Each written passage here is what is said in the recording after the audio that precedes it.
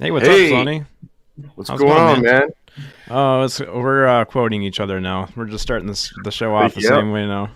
So, welcome to another episode of Paranormal Chop Shop. Yes, sir. It's Friday, finally. It took Yeah. forever to get here. Yep. We're going to have good times tonight. Hey, we have a special co-host in the house today. Special guest do. co-host. Can I bring Sonny, how you doing? Hey, what's going on, Jake? This is my cousin Jake over here. That's who I thought we were talking about. Yeah, I was confused. Until you got to the bring her in. Yeah, I was actually thinking of someone else that's backstage, but Jake took the spotlight. No, so yeah, let's bring her back or bring her upstage. All right. Got Gemma Jade. How's it going, Gemma? Oh, your mic's muted. So what's up, guys? Jake's stealing my thunder over there. I know, it's been about me the whole time. I see how you are, Jake. What's up, everybody? Thanks for coming out.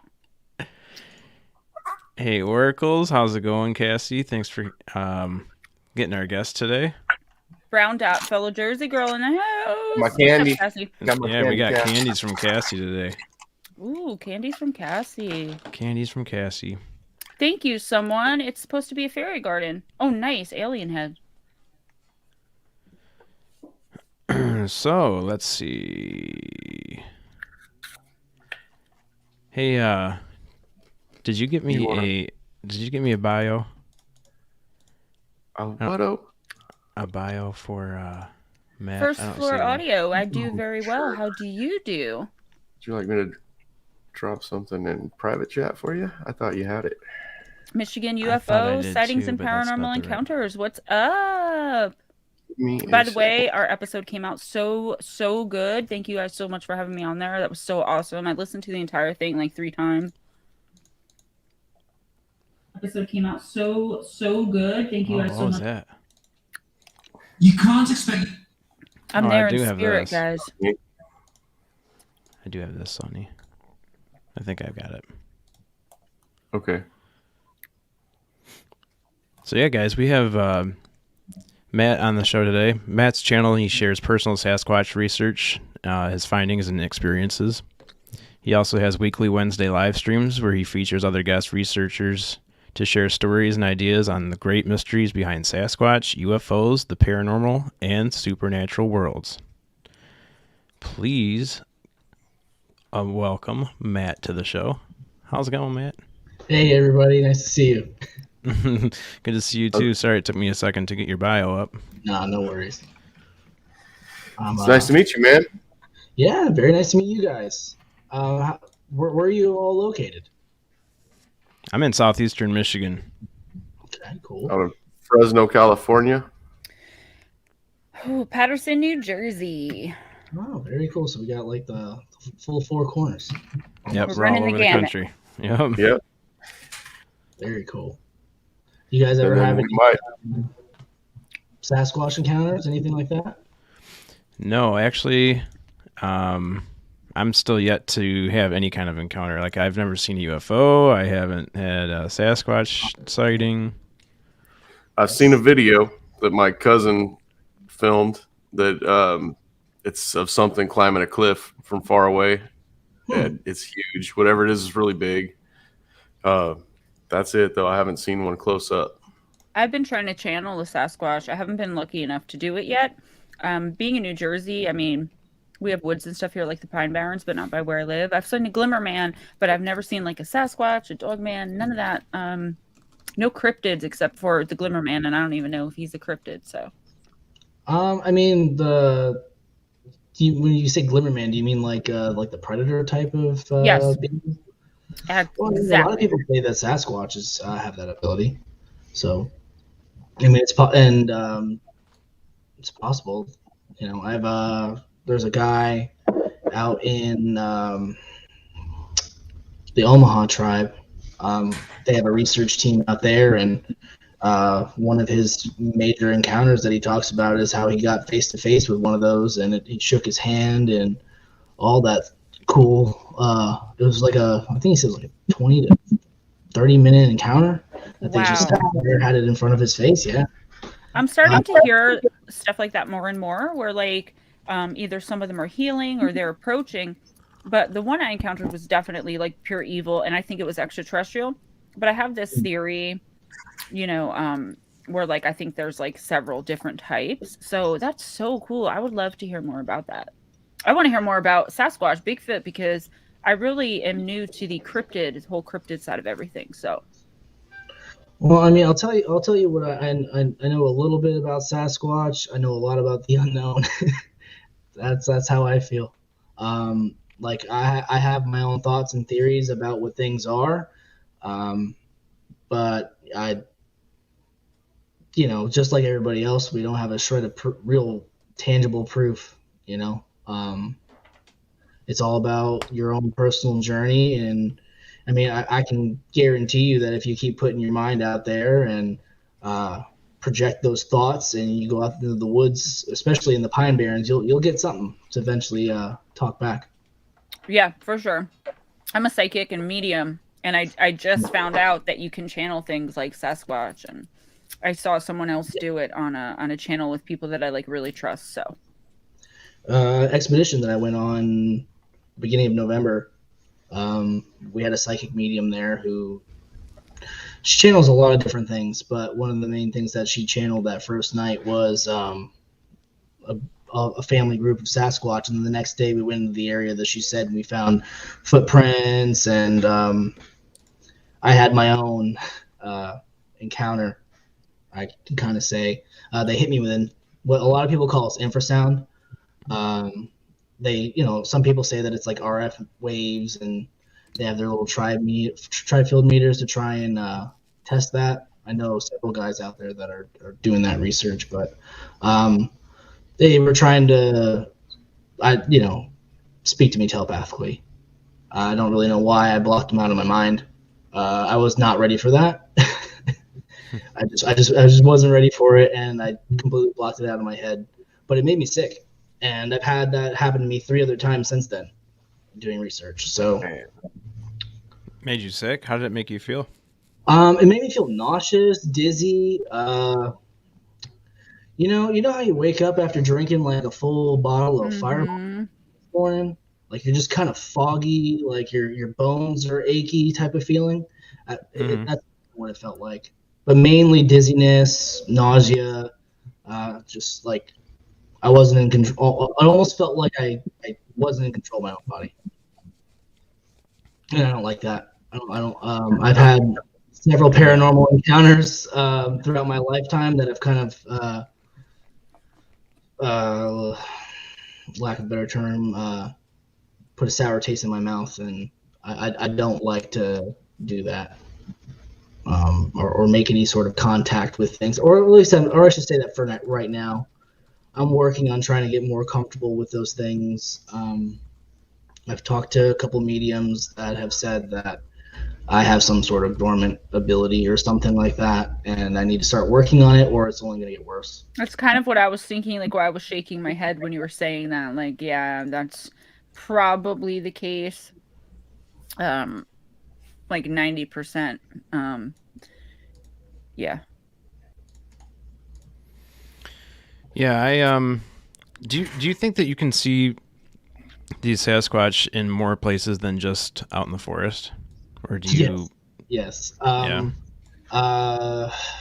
Just today, someone that I research with, who's actually my mom, she's fucking awesome. She's one of the reasons I ended up getting into all this. She kind of dragged me into it, but she just, and I'm talking about, we live in, I don't want to say like a metropolis type of city that's like,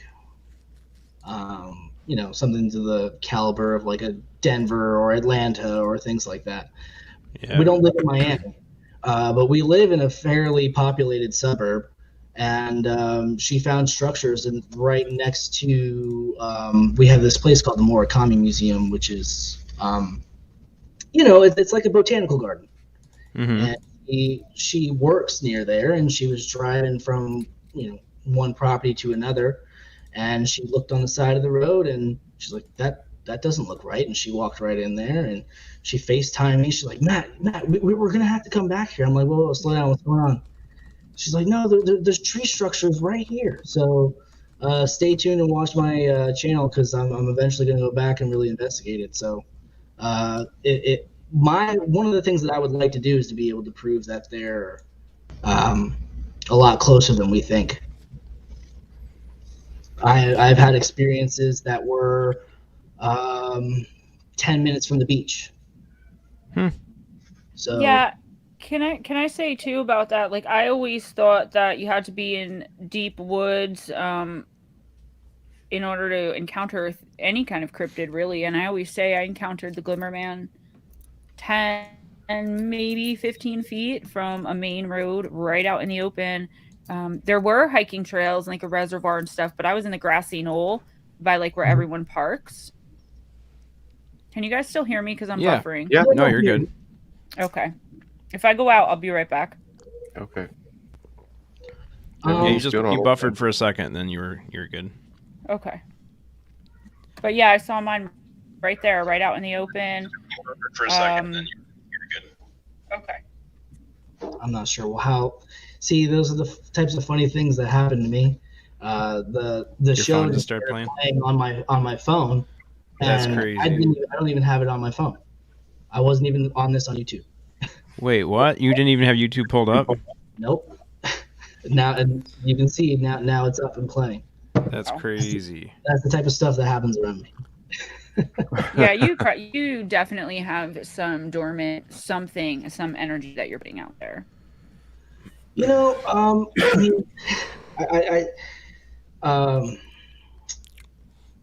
I mean, I'm still kind of speechless with it. I'm just being straightforward. Like I 100% believe in the paranormal, and I believe in UFOs. I've had my own. I've at least seen 10 UFOs in my lifetime. I want to say that I do have repressed memories of an abduction of some sort. I've been told by a medium that she spoke to the aliens that had, I guess, planted a chip in me, and she told me where my chip was, and yeah, I've had paranormal with spirits and shadow men, and I guess almost a full gambit. Other than Dogman, I've never seen anything about Dogman until this year, really. But I think it's cool. I don't know if I want to mess with it. It seems like it's a really bad spirit, or I know a lot of people say that they're skinwalkers and things like that, and I'm not for messing around with them, but I think it's cool. I think all these phenomenons are very interesting, and we need more people and more shows like this to get the answers out there. Absolutely. Hey, do you think do you see these things at a different time in your life, like in a certain time in your life when you're going through a certain struggle, or maybe in a happier time in your life or anything? You know what's interesting, man? I'm very glad that you brought that up. That's actually one of the things that I'm trying to pinpoint, is that because my personal theory is that people who go through any kind of tragedy in their life, whether it's, they're a recovering alcoholic, they're they've gone through a series of really impactful deaths within their family and their loved ones, car wrecks, abuse, things like that. For whatever reason, I feel like a person who goes through those things, I almost like it brings you closer to the veil, almost, right? Mm-hmm. Like you've gone through something super traumatic, and I think it does something to your brain, and I think it makes you more aware of the world around you. I absolutely 1,000,000% agree with you on that one. And it's so weird because I also, like, just 5 months ago started receiving receiving repressed memories of extraterrestrials healings so far, but I think that it's going to end up being some kind of abduction experience. And then mentioning deaths, like, I never realized how weird it is that am almost 39 years old, and I've lost people that I've cared about, you know, family members and stuff. I've lost one person my entire life that I was close to that I actually mourned. Like that's I don't know, like I never made a connection until the other day something hit me and I was like, that's odd. Like I don't know, isn't that weird? Like is that I mean, it's not really. I mean, everybody bonds. Everybody has a special someone. You know, there's always some one person that somebody's able to just connect with on a different level. Depend, you know, in all kinds of different situations. Like No, I'm saying I've never had anyone die except one person. Oh well. Oh. I mean, Mom's in the house, Chad. Yeah, see. Yep. Yeah, I don't know. Maybe you're just one of the luckier ones, I guess. But who knows? I mean, I don't know you personally, but you could probably have all kinds of other afflictions that, you know. So maybe in one area. It definitely makes up for it.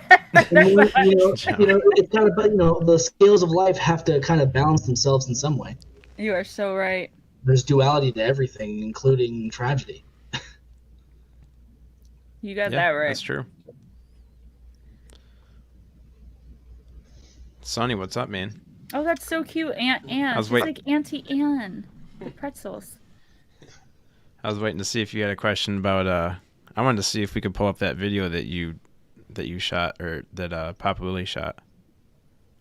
Yeah, oh, his brother, Donnie. Oh, his brother. Yeah, I can do that. That'd be really cool to show him. I like when we have a Sasquatch guy in here, I like showing him that video. All right, go. Let me see. Oh, it's already up. Sweet. You're quick. Well, will you stop? I didn't do that. Oh, okay. But whatever it is, I'll play it a couple of times, and then you'll see it goes hand over hand right here. Trees. Climbing that cliff. It's a black spot. See it going? Yeah. It's black, but it's got white feet, and it's in a hurry, and it's huge. Yeah, it would go, then stop. We have it. He's got that thing filmed, but it's only in like 1 or 2 minute videos from all the way from the bottom all the way to the top. Wow. Yeah, I find it interesting that he said that it had white feet, you know, as he's climbing up like a tan mountain. So yeah, I can't see it from the video, but he's looking at it. Yeah. It wouldn't be as prevalent. I'm not real. Connor, what's up, man? Shout out to him, man. He's a good friend of mine. Oh, sweet. Yeah, Connor's awesome. What's going on, Connor? Right between these two trees, climbing, it's a black spot.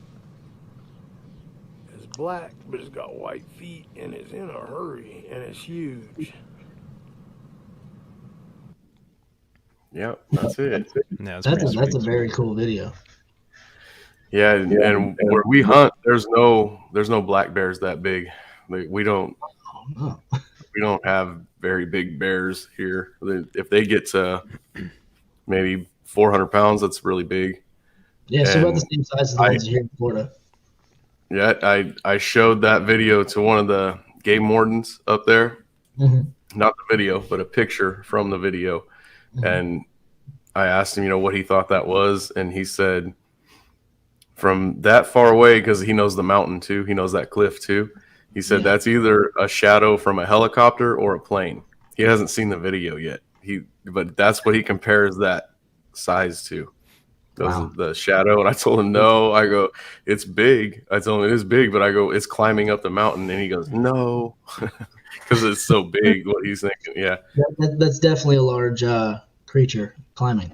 So what it is, I mean, you know, it sucks, man. It's like we get good videos like that, and for whatever reason, we can never get like a good, clear photo, a good, clear video.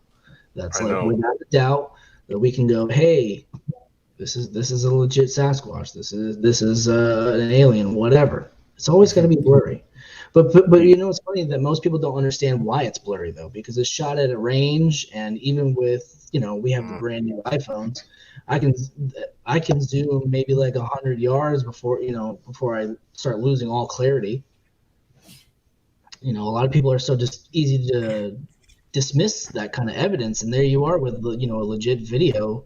I've never seen it, and I imagine a lot of people haven't seen it. But they would very easily say, "Oh, that's a mountain climber. It's a mountain goat. It's a bear." But they defy all the other logic that's surrounding it too, like the fact that it's climbing a sheer cliff and it's massive enough for you to be able to see from that great distance. So I'm not real. Yeah. It's I wish he could have held still, but he's zoomed all the way in, so it's hard for him to hold the phone still. Yeah, when he comes back right here, if you look at it, you'll see it going hand over hand right here, right there. You see it climbing. Yep. That's crazy. And then it stops right there, and it just continues to go. I have more video of it, but it's not uploaded to this, I don't think. See, I'm starting to get this belief now that like nothing happened or everything happens for a reason, and there's no such thing as coincidences and stuff. So I wonder if that was like he exposed himself on that rock cliff right there on that day just so that we would be talking about it on the podcast. Probably. Just to get the message out. I think that they live on a different plane than us. Mm-hmm. And I definitely think that they have that ability. I know I actually had a guy on my show Wednesday who was talking about how, long story short, he had collected a piece of evidence and he was holding on to it. And he's from he's a First Nations person. And he went to do a house cleansing for somebody on their tribe, and then the medicine man was there. And one of the things that they do is that the medicine men will kind of go around and, try to usher they'll do something where they open the door and all kinds of spirits will come in, and then they'll some spirits will stand next to a certain person that they identify with or whatever. And the one spirit that stood next to him that came into the house was the spirit of the Sasquatch that he took the evidence from. And when that happened, apparently it said to the medicine man that he took something from him and that he needs to bring it back now. And basically the medicine man told him, and he knew exactly what he was talking about. So he went and he brought that back. And after he did that, I forget what he said, how he found out that apparently another Sasquatch that was channeled in some other way told him that you did something good for one, you do something good for all. All of them have some sort of telepathic link. It doesn't matter where they are in the country. Mm-hmm. And apparently, and they knew he's had encounters with them all across the country. And other than Florida, he won't come down here. It's too dangerous. Too dangerous. Yeah, a lot of people say that when they think that they have to come Sasquatching in, sometimes 4 foot of water with alligators, pythons, all kinds of other dangerous exotic animals that we have living down here. Not to mention the sawgrass, and, the palm trees that are actually like swords when you touch them. And basically everything in Florida wants to kill you. Absolutely, yep. Yes. And he doesn't want to become a Florida man. Yeah. Especially with those snakes you guys got now. Jeez. Yeah, man, they try to eat the gators. I hear they're pretty successful. Yeah. A lot of them they find with them like out in the Everglades with their their bellies burst, unfortunately. I don't like to see the death of anything. I wish they would be just caught and either put back into a tank or sent to where they belong. But, they are not good for the environment down here. They're killing a lot of our native species. Mm-hmm. We're kind of like this melting pot where people just think it's okay to just release their animals and their fish and their birds back into the wild here in the Everglades. And they have been doing that for like the last 30, 40 years. And pretty soon we're going to have a lot of indigenous wildlife that's not here. Yeah. But what's interesting is that I had a guy ask me the other day. He just moved down here from the Pacific Northwest and he was looking for people to research with. And he asked me, Is that where they are called skunk apes? Yes. I choose not to call them that because how would you like to be called skunk man? So A skunk man. Yeah, I wouldn't like that. yeah, I don't think anybody would like that. Be taking So, showers nonstop, trying to That get my reminds name me of that changed. commercial where he's like, "What did you just call me? My name's Daryl." I'm sorry, that was what came to my mind. well, I heard a guy talking about how he has a relationship with a family group in an area, and he asked them like, "What do you want to be called? Like, do you like it like being called like things like Bigfoot and Sasquatch and all these other nicknames?" He says, "Well, think about it like this: would you like it if I called you little Pecker?" And and he goes, "Well, no, I guess you're right." She goes, "Yes." She goes, "We're okay with using the word Sasquatch because it derives from a word that meant the people, which is what they do call themselves." I'm a firm believer that they are people to some degree.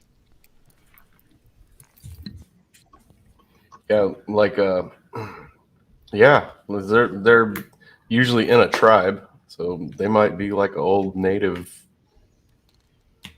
I creature. heard that they're from like what was it, the 7th dimension, and they can switch from like 7th to 8th to 9th and then come here, and they like it here because of the frequency, the vibration. But the reason, and this was from someone that I know that channeled one, the only person that I like trust that said this, and they said that the reason that they have like that they're so like, I don't know, like shady or against the human race or humans getting like a picture or connecting with them and like knowing that they're real and showing themselves is because kind of like what you just said, like people are hunting them, stalking them, going into the woods with guns, and they're like, well, how, you wouldn't like it if someone was coming up on you with guns, and a lot of the time the intent is to catch that picture or catch that video instead of to actually connect and learn and conversate. Do you know what I mean? And they said 100%. until our humanity changes, they're not going to allow themselves to be proven. I can agree with that. I think that's very plausible. A lot of the people that get into, especially Sasquatch, Bigfoot research, they're very focused on being the one who finds it. They're not going out there with the intention of, hey, I want to get to know you. I want to know, to try and build a relationship. They're out there to prove something to the world and to themselves. They have their own mission, and I highly doubt that it coincides with a being that has the ability to be one with every other of its kind. So I feel like that if they really want to show themselves to you, they will. I had one show one to me when I was 8 years old. Nice. It was a truly frightening experience, to be honest with you. Across the street from my grandmother's house was like a wetland preserve type of deal. And across the street, they had this one long trail that took you out to a point where they had what's called the intercoastal down here, which is like a big salt freshwater channel where those two types of waters meet. And it was just nothing but like mangrove swamps further back. And when we were kids, we used to go down there and we would play and, try and catch crabs and things like that. And, because when the tide is low, you can see all the little holes that the crabs, have dug into the mud. So we would go back there all the time. And I wasn't really supposed to go back there by myself, but this time I chose to go back there by myself. And here I am, I'm, on the edge of the trail. And the trail is about like 15, 16 feet long.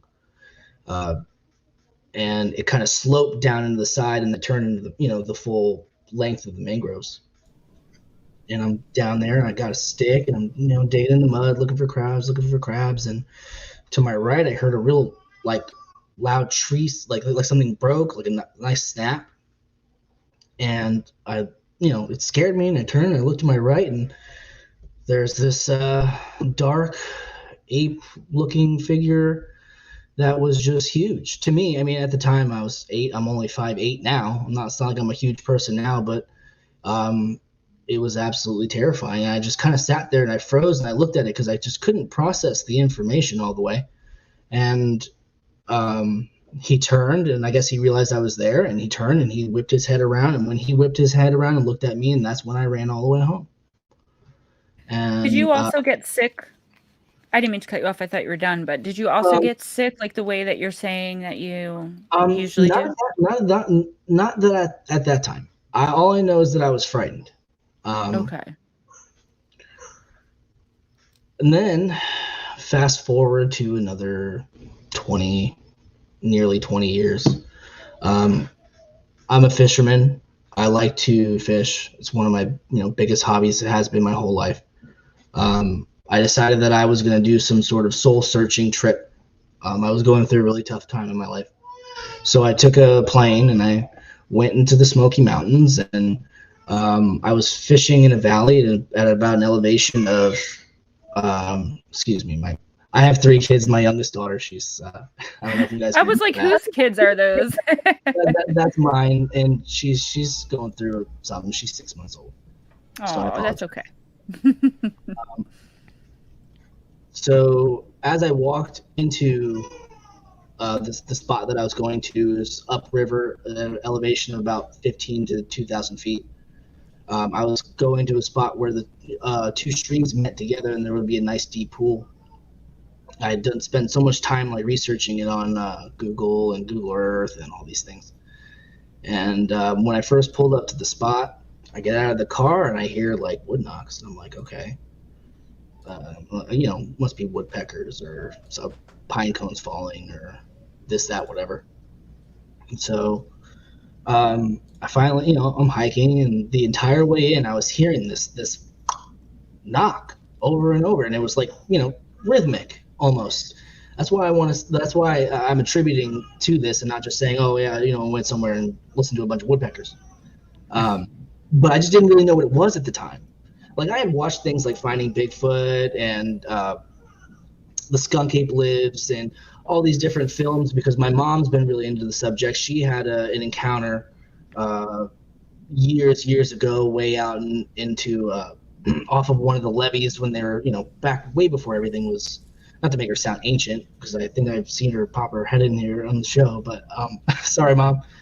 But she had an encounter, and she always, was interested in the subject, and it was something that we always kind of watched together. And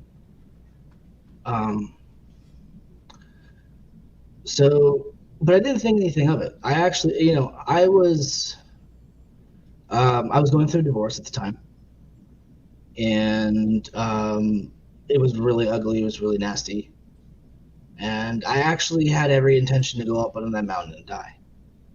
I never told anybody that, but I had every intention to go up to that mountain to die. And I'm sitting out there and I'm making my last farewell on my phone, and I keep hearing something is walking around me behind me. And I was I kept looking around and I couldn't see anything. And for the most part, it wasn't like it was super thick, just tons of pines and other cedar trees and stuff that were just going through there. It wasn't super thick, but I thought to myself, I know I'm hearing something that does not sound like a squirrel or anything like that. It was dead silent the whole day. Other than the sound of a small light breeze, it was completely silent. So I that and the knocks, but they stopped once I got there. Anyway, I'm getting a little sidetracked, but no, it's okay. Yeah, it was weird. And I just had this feeling like I was being watched all day. And after I'm in the middle of making this last letter, and I hear a real big commotion, like a real big, thick tree snap. And I turned around and I looked, and I didn't see anything. And I was like, okay. I'm looking at the time. I'm like, okay, it's maybe it's just time to get out of here. So I did. So that was that one. And I came back, and I don't know what it was. It was just like I guess they knew at that time that I had a different purpose, and they knew that they weren't going to let that happen to me. And Yeah, man. the divine workings of the universe, you know. Absolutely. Fast forward to this, 2021. You know, my mom and I, we lived together for a time. She moved back in with my stepfather, but she was just really, really into the subject matter. And I'll be honest, I would tease her and things like that. I'm like, oh, Mom, you're watching Bigfoot stuff again, blah, blah, blah, blah. Like, what are you doing? Like, come on. And she's like, no, Matt, you really need to listen to some of these stories. Just come on, please, just check them out, please. Mm-hmm. So I did, and I started listening to shows like Discover Sasquatch and Bigfoot Odyssey and Sasquatch Chronicles. And I started listening to these shows, and I realized, holy shit, there's people out there that have experienced this, and they're getting live on camera, and they're talking about it. Yeah. And, pretty cool. You're not the only one. yeah, exactly. And I went through a stint where I was in recovery. I've been sober for coming up on 12 years now. And, Congratulations! I've just Awesome, got man. 3. Very good. It is awesome, dude. It's a long time. Another miracle. Yep. Both of you. So, and I've spent a lot of that time no longer in the 12-step program. It just didn't feel like it was for me. I felt it was a little culty. Not anybody who's in one, but that's just my opinion. I felt like there was a lot of focus on staying sick, and I didn't want to be sick anymore. Mm-hmm. So I got my head out cool. of the nest, and Great job, man. I turned my life around, and then the rest of life showed up. Yeah. But so my mom and I we're watching these shows, whatever, we're talking about it, and we finally got enough gall to be like, all right, well, let's go do this. Let's just go out there and see what we can see. Mm-hmm. There's got to be something around here. And we watched right before we had set a date to do it. Right before we did the date, it was like a week. No, I'm sorry. No, it was a week before. It was a week. And we watched. I don't know if you guys have ever heard about it. There's a group of researchers down here in South Florida. They research this area called the Green Swamp, and it is. I have to say that Little Green Swamp is one of the places that I'm really hesitant to go about because of the story. And one of their team members had a very strange encounter where he was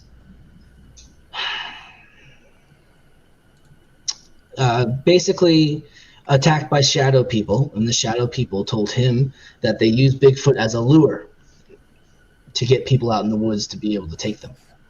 And I've watched the Missing 411 and all those different and heard tons of just vanishing without a trace stories, and I've encountered shadow people in my own right that have done things to me, and man, I was like, I heard that and I was like, whoa, hold on, Mom, we need to slow our roll here. This is something that's freaking dangerous, right? Yeah. So the week goes by and we don't do it.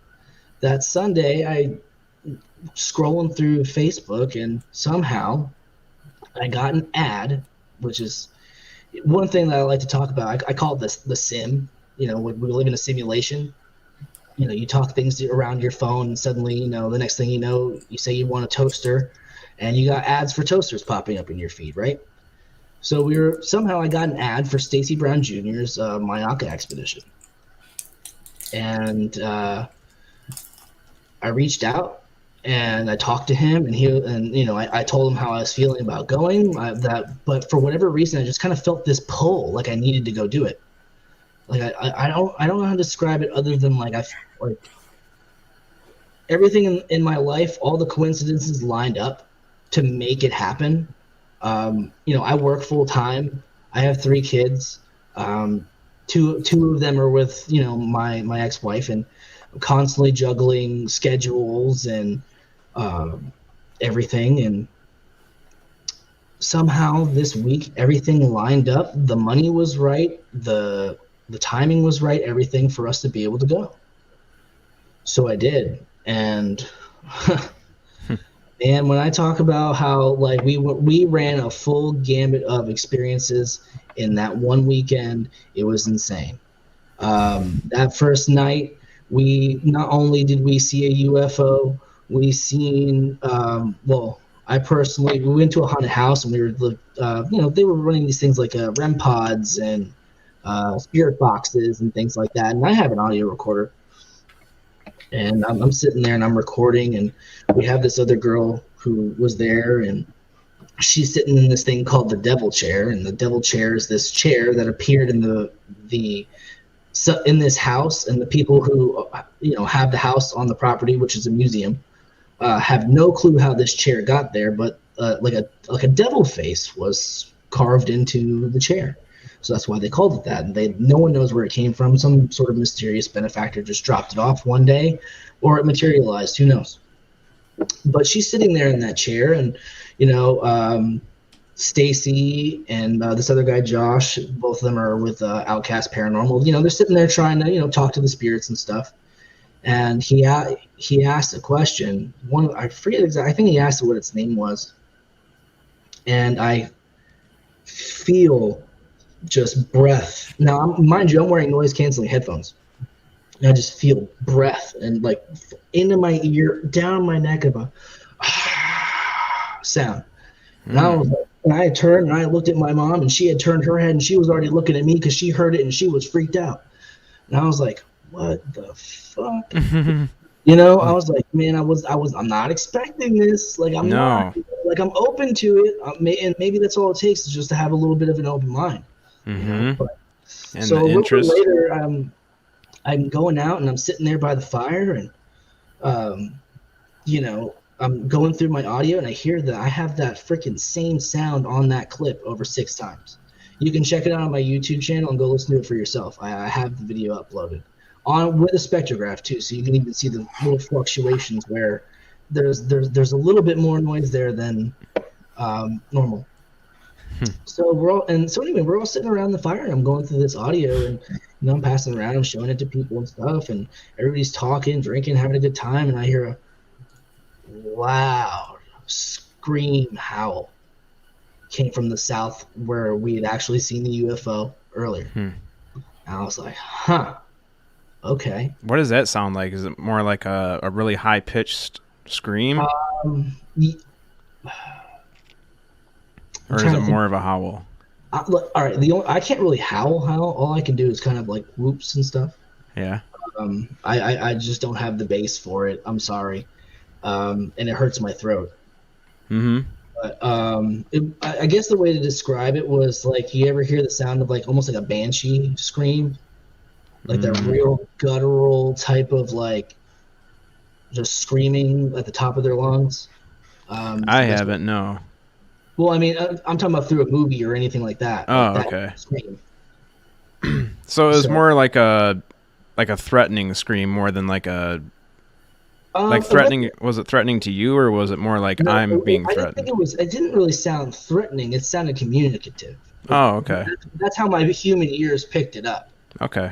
Like to be able to identify it for you. Like, yeah. It sounded feminine more than masculine. It wasn't super deep. It was more of like what I would imagine a banshee. Okay. A banshee screaming at the top of their lungs. That's what it would sound like. Yeah, that makes sense.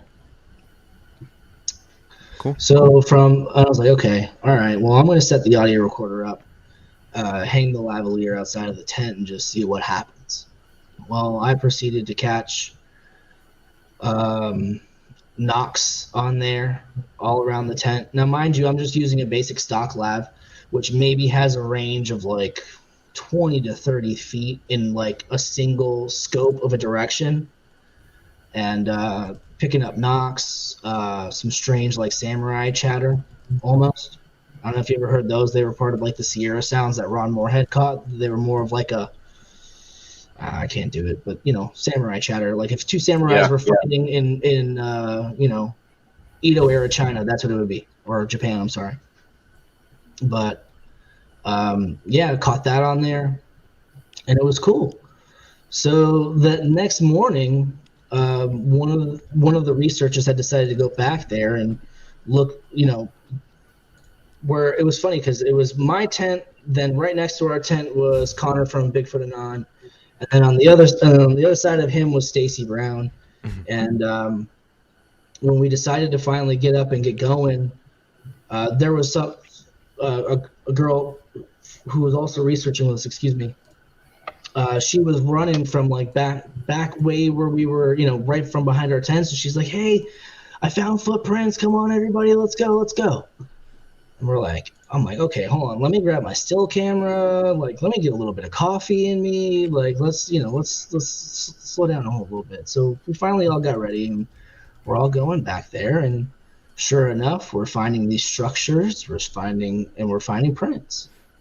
And I went to document the print, and I had bent down to get some really nice still photos of it because it was a little light. It wasn't like a super deep impression, but you could definitely see that there was toes and a little mid tarsal break.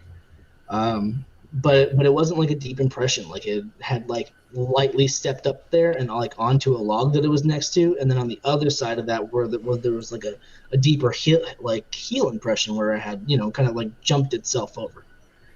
And it was I had taken like I think four stills of that shot, and that's when I first got hit with the infrasound. And if you want, you can check out Connor's channel because he actually he was rolling with his GoPro. Oh, really? Happened. Yeah, I had to literally sit down for about 5-10 minutes to collect myself to even move forward. Because like I described to you how the feeling was before, but that one in particular, the only way I can describe the rest of the feeling is that there was a tickle of something worming its way into my brain. And I didn't like that, and it took me a while to collect myself to shut that out. And so we're leaving there, and just like earlier, how my YouTube started playing by itself, my music started playing on its own. But at first, I heard like boop, boop, boop, boop, boop, like a little beeping sound. I pull my phone out and I look at it, and it's already open. Now I had it in my phone locked and in my pocket locked. Excuse me. And it's just scrolling through my music back and forth. I'm like, okay, this is weird. I swiped the app up to trash it, locked it again, put it back in my pocket, took a couple steps. Now there's a song playing. So I just pulled it out, paused it, locked it, put it back in my pocket. Took 2 more steps, and I freaking open it up because it's going off again. And I look at it, and the song title is called "Hello, Darling." I'm like, okay, that's a little weird. Yeah. The first couple times, like the first time I could have chalked that up to, maybe I rubbed it against my pocket when I had been sitting down on that palm tree and possibly opened something up or forgot about it. But to happen 2 more times after I know that I locked it. That's just one of the many things that we found. I ended up finding some hair samples there too, that hopefully this year will get tested. I wish that I could get the hair samples that I've sent out back because I truly want to return them to the area I found them. But some of them are already out now, and I can't get that back. It's funny how my own journey has kind of evolved in this, because I was sitting there when I first found it, and I was so ready to get it tested, and I reached out to all these people, and I even have a video on my channel about how I wanted to get it tested, and I was upset that I was reaching out to all these people, and it was like nobody wanted to test this thing. It was like, everyone's either saying, oh, well, you found it on a picnic table, which actually was not a picnic table. It was a replica Cheeky Hut platform. But, I hate how snobby people get. Mm-hmm. Do you know what I mean? Like, that's why I get like so uncomfortable with the cryptid community so far, because as far as like UFOs, people have been really welcoming, inviting, and the paranormal, the supernatural, and everything that I do being a psychic. But I feel like when it comes to cryptids, it's like not cutthroat, but just like so mean. Well, I think the reason for that is that the other two topics that you're talking about, one being, let's just talk about UFOs and extraterrestrials as an example. We've had a lot more time to be open-minded about that, and that's something that like the government's kind of came out and it finally admitted last year. It's a little bit more like culturally acceptable, right? Right. And as far as paranormal and everything goes, when you're talking to people who are into that sort of thing, they're more or less likely going to be more open-minded to the fact that it's something that's unprovable. I right? also find that people I don't want to say don't believe me, but people who tell me like, I don't believe in psychics, I don't believe in mediums. I know that you believe in your experience, but I don't believe in that. They're just nice about it. Like, they respect what they feel like I believe I'm going through. I just feel like it's so like, I don't know. I understand what you're saying. It's just that's what makes me more reluctant to go out and explore that area. I say this in my book, and also I say it a lot in interviews, that people will be totally like, UFOs exist, psychics exist, spirits, ghosts, demons, runs the gamut, Bigfoot, Sasquatch, but they draw the line of fairies. But even that, people are so nice. The cryptid community really scares me, because like, if you don't know exactly what you're talking about, I feel like if you get like one little thing wrong, then forget it. It's like you're going to just be completely attacked and trolled. And with that being said, guys, I'm so sorry. I've got to head out because I can only do 9 to 10. So I don't want to make it a big thing and take up time. Sunny Bear, I love you. Chad, Jake, everyone in the chat. Matt, it was so nice meeting you. I'm going to head on over to your channel.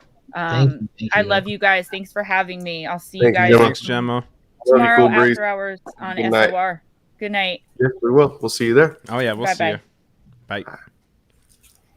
I was not aware of that. I thought she was with us the whole show. Maybe I just don't pay attention. I do the same thing. Gemma, the I think show Willie will saver, be- is out of here, huh? Willie will be dropping in. Time to have coffee. Oh, very cool. Look at what I got going on here. I'd love to be able to ask him about that day, and about how he feels about it after being, after they decided to present himself to him. That's really cool. Yeah, I think all these things are starting to show themselves a lot more to, especially people that are more open to it and that have an interest to are it. Changing. Times are a changing. That's for sure. You told Chad that you can see him, just about, basically almost anywhere. But do you got a favorite spot you like to go to? Or you got a favorite spot you would like to go to that you've never been? A spot that I'd like to go to that I've never been at, which is actually something that I'm working on doing this year, is I'm going to go out to the Pacific Northwest, and I'm going to, a buddy of mine, he has an area on a res, and that's where I'm going to go, and hopefully learn from him. The main thing that I want to learn from him is how to quiet my need to want to bring a camera everywhere. I love to film. I love to edit. I like to make music. I like making videos. That's, I love doing the podcast show. It's something that brings me a lot of peace and joy. And part of me does want to be the one who, oh yeah, I want to blow up to like 100 million, subscribers because I have the sole best footage of Sasquatch. And I in my heart, I feel like that's wrong, and I know it's wrong. And every time I go out there, and I still bring my camera because I'm trying to make my videos, and because I'm working on a documentary right now, and I feel so bad about it. It's so bittersweet. But Why is that? What do you mean? because I feel like what I'm doing is offensive to them in a degree. Oh, okay. So in the same purpose as you're not allowed, I mean, I know, I don't know about where you guys are, where you live, what the laws are, but you're not allowed to record people without their permission, right? Mm-hmm. For various different reasons, and I feel like it's the same thing. I don't have their permission to be able to record them, but I'm out there trying to record them anyway. And I've heard a lot of First Nations people talk about how they do not like that. And that's one of the reasons why they're not showing themselves, or why your cameras are always blurry, because they don't want to be seen yet. They like to just live in their peace, you know, in their own family groups, and stick to themselves. And I just can't blame them there. Yeah, exactly. Like us, I don't want people coming to my home and just like recording me while I'm, sitting here with my kids. Especially, I have a Ring doorbell. I don't like people just showing up unannounced at my house. Mm-hmm. And I imagine that it's the same. It's the same thing. Yeah, especially if they've been here way longer than we have, millennia longer than we have. Mm-hmm. They're probably like, "Come on, guys, quit building these neighborhoods. We're trying to just chill out here and have a family. We're just trying to sleep in the trees, get some sun, and here you are with your nature construction equipment." Yep, you guys are building these skyscrapers. Yeah, I know. It's it crosses my mind a lot. But I mean, I would really like to get up to the Pacific Northwest, not just for the fact that it's beautiful, but I hear that they're a lot more peaceful up there. As far as like within the Sasquatch communities go. There are some instances where they do have been reported to attack people, but maybe they needed attacking. No, I'm kidding. But it's interesting because most of the time they still don't harm them. They'll throw rocks in their direction, but they don't throw the rock at them. Now, my thought process is, if it's a creature that has the ability to be telepathic, and it has eyesight so good that it can stay as elusive as it is, why is it missing that rock throw? Oh yeah, I'm thinking that rock's going exactly where they intended on going. That's exactly my thing too. Mm-hmm. There is no I'm actually blind in my left eye. Like I wear I was born with amblyopia, which is also called the lazy eye, and even without my glasses, I can still throw pretty damn good. Yeah. Right. And here I am damaging my eyes every night and every day, looking at computer screens and cell phones and this, that, whatever. Mm-hmm. I can only imagine how the visual acuity that I would have if I had spent 30 days out in the woods. Right. That's with a medical issue. So, I think it's very peculiar that they choose to throw the rocks at them, not hit them with the rocks. So even when they're getting upset that somebody's encroaching on their area, they are still being respectful at the end of the day. Mm-hmm. So that being said, they're just trying to let you know that they're there and that you're now in their home. Yeah. They don't have stuff hanging on the walls and a car in the driveway and stuff like that to let us know that they're home. So that's just their way of showing, like, hey, you are now in my area. So let me ask you guys this question. How do you guys, do you guys feel like Sasquatch is a paranormal phenomenon, or do you feel like it's flesh and blood animal? I personally believe it's paranormal. Like, I personally believe it's an entity that can come in and out through different dimensions. I think it's an animal. You think it's a flesh and blood animal? Mm-hmm. An animal that can't go in between dimensions? I just think it's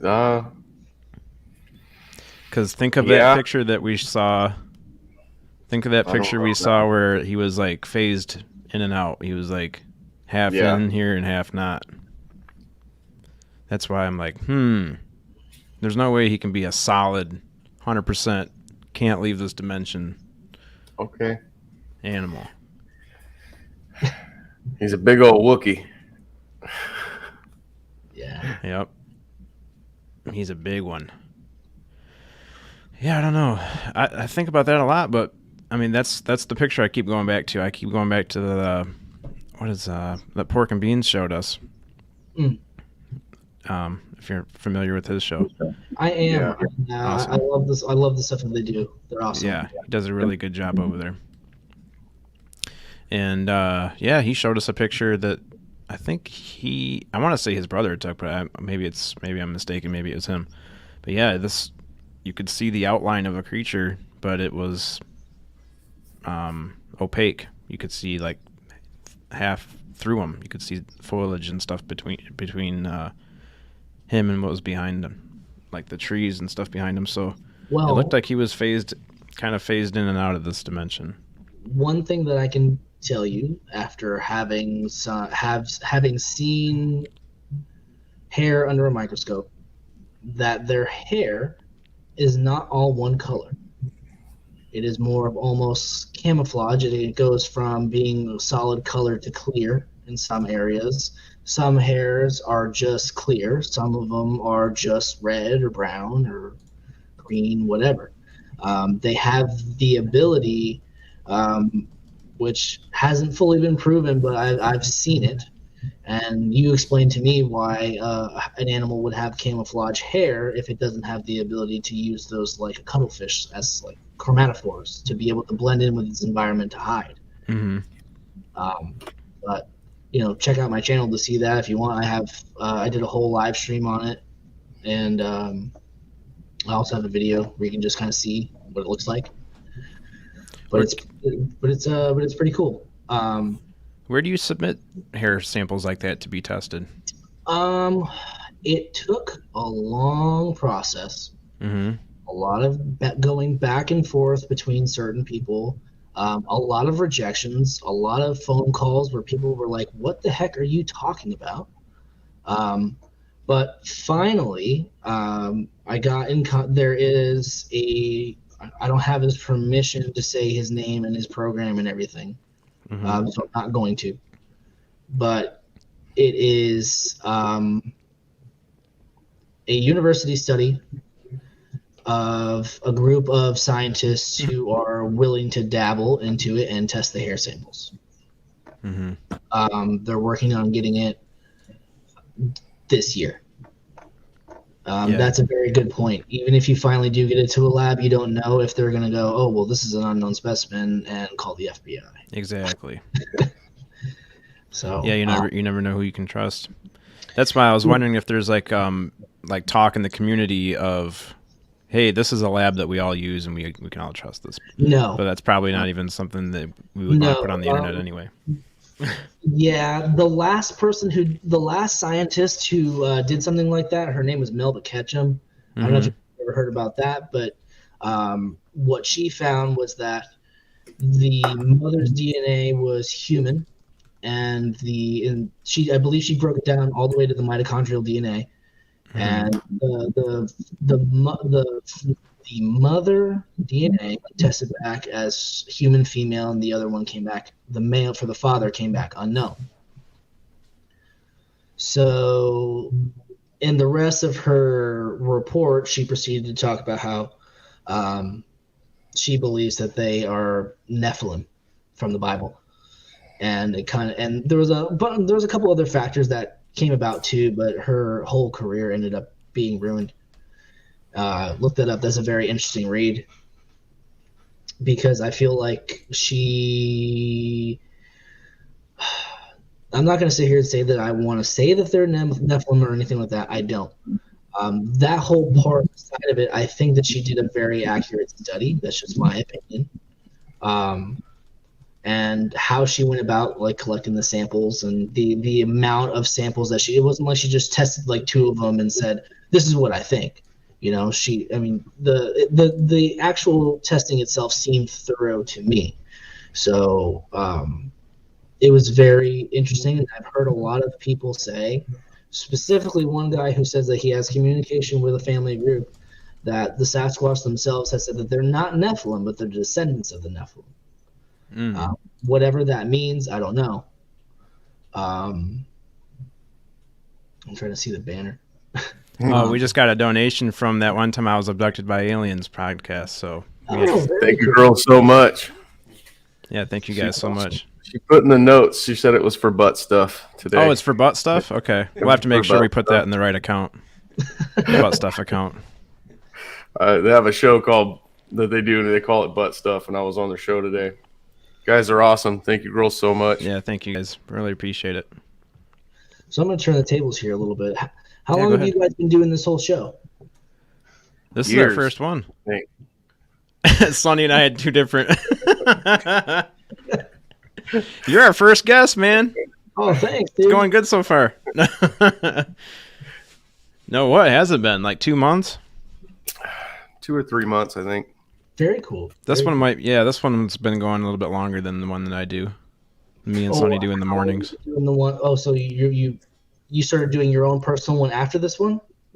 Yeah, I started the Chad Smith podcast, and then me and Sonny are both co-hosts on that Tuesdays and Thursday mornings. So we start that up at like 10 in the morning Eastern. That's pretty awesome. Like, did you guys have any like background in radio or TV or anything like that? No, I've just always been a huge podcast fan. So okay. I mean, yeah, me too. One of my favorite podcasters is I'm probably going to sound pretty cliche here, but Joe Rogan, man. Absolutely, he got me started for sure. Exactly. I was like, man, like I've been listening to him for so long, and it's just like every time I'd hear him and see just him bring on all these different people and talk about all these different things, it was such a topic that I gravitated towards. Mm-hmm. I realized how much I just liked listening to the stories and listening to the debates and things like that. It's awesome. Yeah, these open podcasts or these podcasts with open communicate or open discussion and fresh ideas and no judgment and all that put together is what's bringing all this new information out, and people are a lot more comfortable talking about it. And even if this group doesn't agree with this group, they still talk. Like, it's not like a normal argument that you see on social media these days. People come together with this stuff, and even if they don't have the same beliefs, it's like, it's all good. Move on to the next subject. Yeah, man, just because you don't agree with somebody's opinion doesn't mean you can't learn something from them. Right. And I feel like if a lot of if society understood that and accepted that and practiced that, the world would be a little bit of a better place. Absolutely. We can all have different opinions. We're getting there. Earlier, Sonny was talking about how he thinks it's flesh and blood, and me and you don't. Right. Exactly. That doesn't mean that we have to turn around and go, well, hold on, man, let me shove some science down your throat real quick. You don't understand the gravity of the situation here. Yeah. You know how many times that's happened to me, man? That happened to me just this Wednesday on another show. And it's like, we're here to talk about paranormal Sasquatch, which has not been proven to be a real living being yet. Mm-hmm. Here's all these people who want to come out the woodworks and shove these things that cannot be explained by normal science into a scientific box. Mm-hmm. And I don't agree with that. Like, I don't.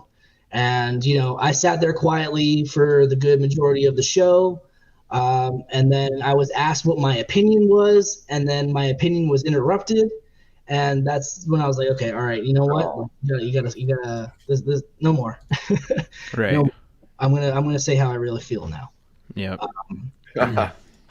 Because I am, man. Like, all right, I don't know if you guys have ever heard the term Bible thumpers. Oh yeah. But there's straight up like flesh and blood thumpers, and there's the people who are the paranormal thumpers, and I get that. I get that they're passionate and they have their own opinions, and they feel so compelled to push that opinion on other people because they feel like it's going to make them safe. It's going to it's going to make them more aware. And I get that. But there's a certain way you present your findings, your evidence, your beliefs to another person, especially on a live stream platform. Right. You don't have to talk over somebody. You don't have to interrupt them. You can disagree all you want. Like I said, man, like if you look at my channel, the things that I do find, I try to present them in a scientific fashion as much as I can debunk it with, some college education, Yeah. I do my best. And I think that, everybody does their best. That doesn't give anybody the right to turn around and start bashing somebody because they don't agree with it. Mm-hmm. I mean, I have to admit that I haven't had anybody, other than my hair sample, I haven't had anybody try to destroy any of my findings so far, but I am 100% expecting it. Yeah. I wholeheartedly expected it. Like the thing that the film that I'm working on right now, I'm going to present some things that probably a lot of people haven't seen. I found out that you can do a certain kind of photography so that way you don't have to bring casting materials to collect prints anymore. So, so when you take like a series of pictures in a grid, or basically not using LiDAR, I'm using a 3D scanner. Oh, those aren't cheap. I don't know.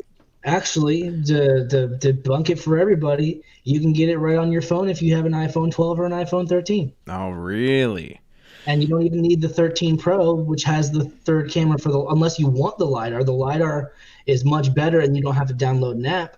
But you can download apps through the iStore, through the Apple Store, and you can scan them. That's pretty cool. Yep. I used to do 3D. I did 3D printing for like a year, and I looked into those 3D scanners because it's a lot easier to just. I mean, you can take a million pictures of an object with your phone, and then put it into the software. But even then, it's all screwed up. All the pictures are all screwed up. But yeah, those 3D scanners would be so cool to have. It's a very, especially in the area that what I did was to test the theory before I even started to apply it in the field was, like I said, I have kids. So what I did was I bought that kinetic sand stuff. You ever know what the kinetic sand is? And I've I took my daughter's foot and I put it into the sand, and then I sat there and figured out how to do it. Oh, okay. To make it look right, so that way you can you can zoom into the photograph and you can see where the toe prints are. You can see the dermal ridges in it. If it, obviously, if you have the good enough substrate that you're finding the track on, but theoretically, you can literally digitally cast a print anywhere. Now, I don't know if anybody's ever done this. I've never seen anybody do it, so I'm trying to make a whole film about it, and hopefully people like it. But yeah, man. There's gonna be a bunch of people out there that are probably gonna be like, "Oh no, you can't do that. You're missing this. You're missing that. Oh, that's a hoax. You made that. Blah blah blah blah blah." Oh well. Let those ones say what they want to say, and then whoever wants to. Because the ones that I found was it last weekend? Yeah, man, I think it was last weekend. The ones I found last weekend were. I found 2 different trackways, a series of 4 prints each time. The first set, they were all partials. And they were also surrounded by a bunch of coyote tracks. So I chose not to do those. The second one was on another part of the game trail. And it was really wet. So it would have been impossible to cast it if I had wanted to, right? It was literally mud in the middle of the trail. The water was there was about 6 inches of water around the area when you would step into the water, but it was on top of the mud.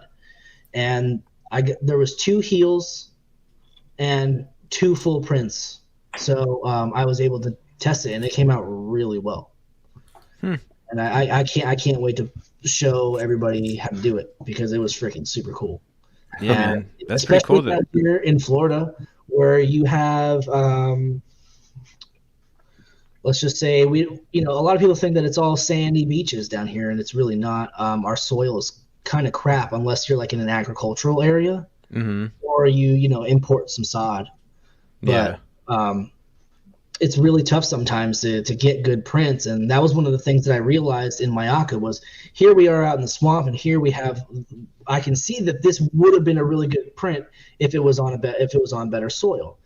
And I said to myself, I was like, man, what if I like had something that I could do like a scan with, because then it wouldn't have gone to waste. It wouldn't have just been a still picture, like I would have been able to really get in there and take a look at it and blow it up on a screen and really be able to see, okay, all right, are those dermal ridges there? Is this the metatarsal break? And it wouldn't have been so gray, it wouldn't have been. I feel like it brings a lot more data to the table than just not saying that casts don't, but pictures of casts do. Because a lot of the times you can't see the motion of it in a picture. It's a still. You can't see the motion. You can't see the range. You can't see the story behind it, where it was going, the other tracks that are included in it, and on this you can. The ones that I tested it out so far, I tested it out on the individuals, and the next time that I find a trackway, I'm going to see if it's possible to include an entire trackway into it. I don't know how much data it's going to cost me on my phone or whatever, but I'm going to try it. So, but and that's the fun part about the research is you get out there and you keep trying different things and see what works and see what doesn't. Absolutely. Yeah, I really think that's going to take off, that you came up with a whole new way of casting, basically. Yeah. That's going to take off, I think. Well, for the casting, you got to carry the mix and the water and everything else, right? And bowls and spoons and things. Those. When I went on the expedition with Stacy Brown, we had a guy who was basically walking around with a full 5-gallon bucket attached to his pack and everything with all the casting equipment in there. And I was like, man, that seems like for one, it was loud, and two, it was it's a lot of equipment.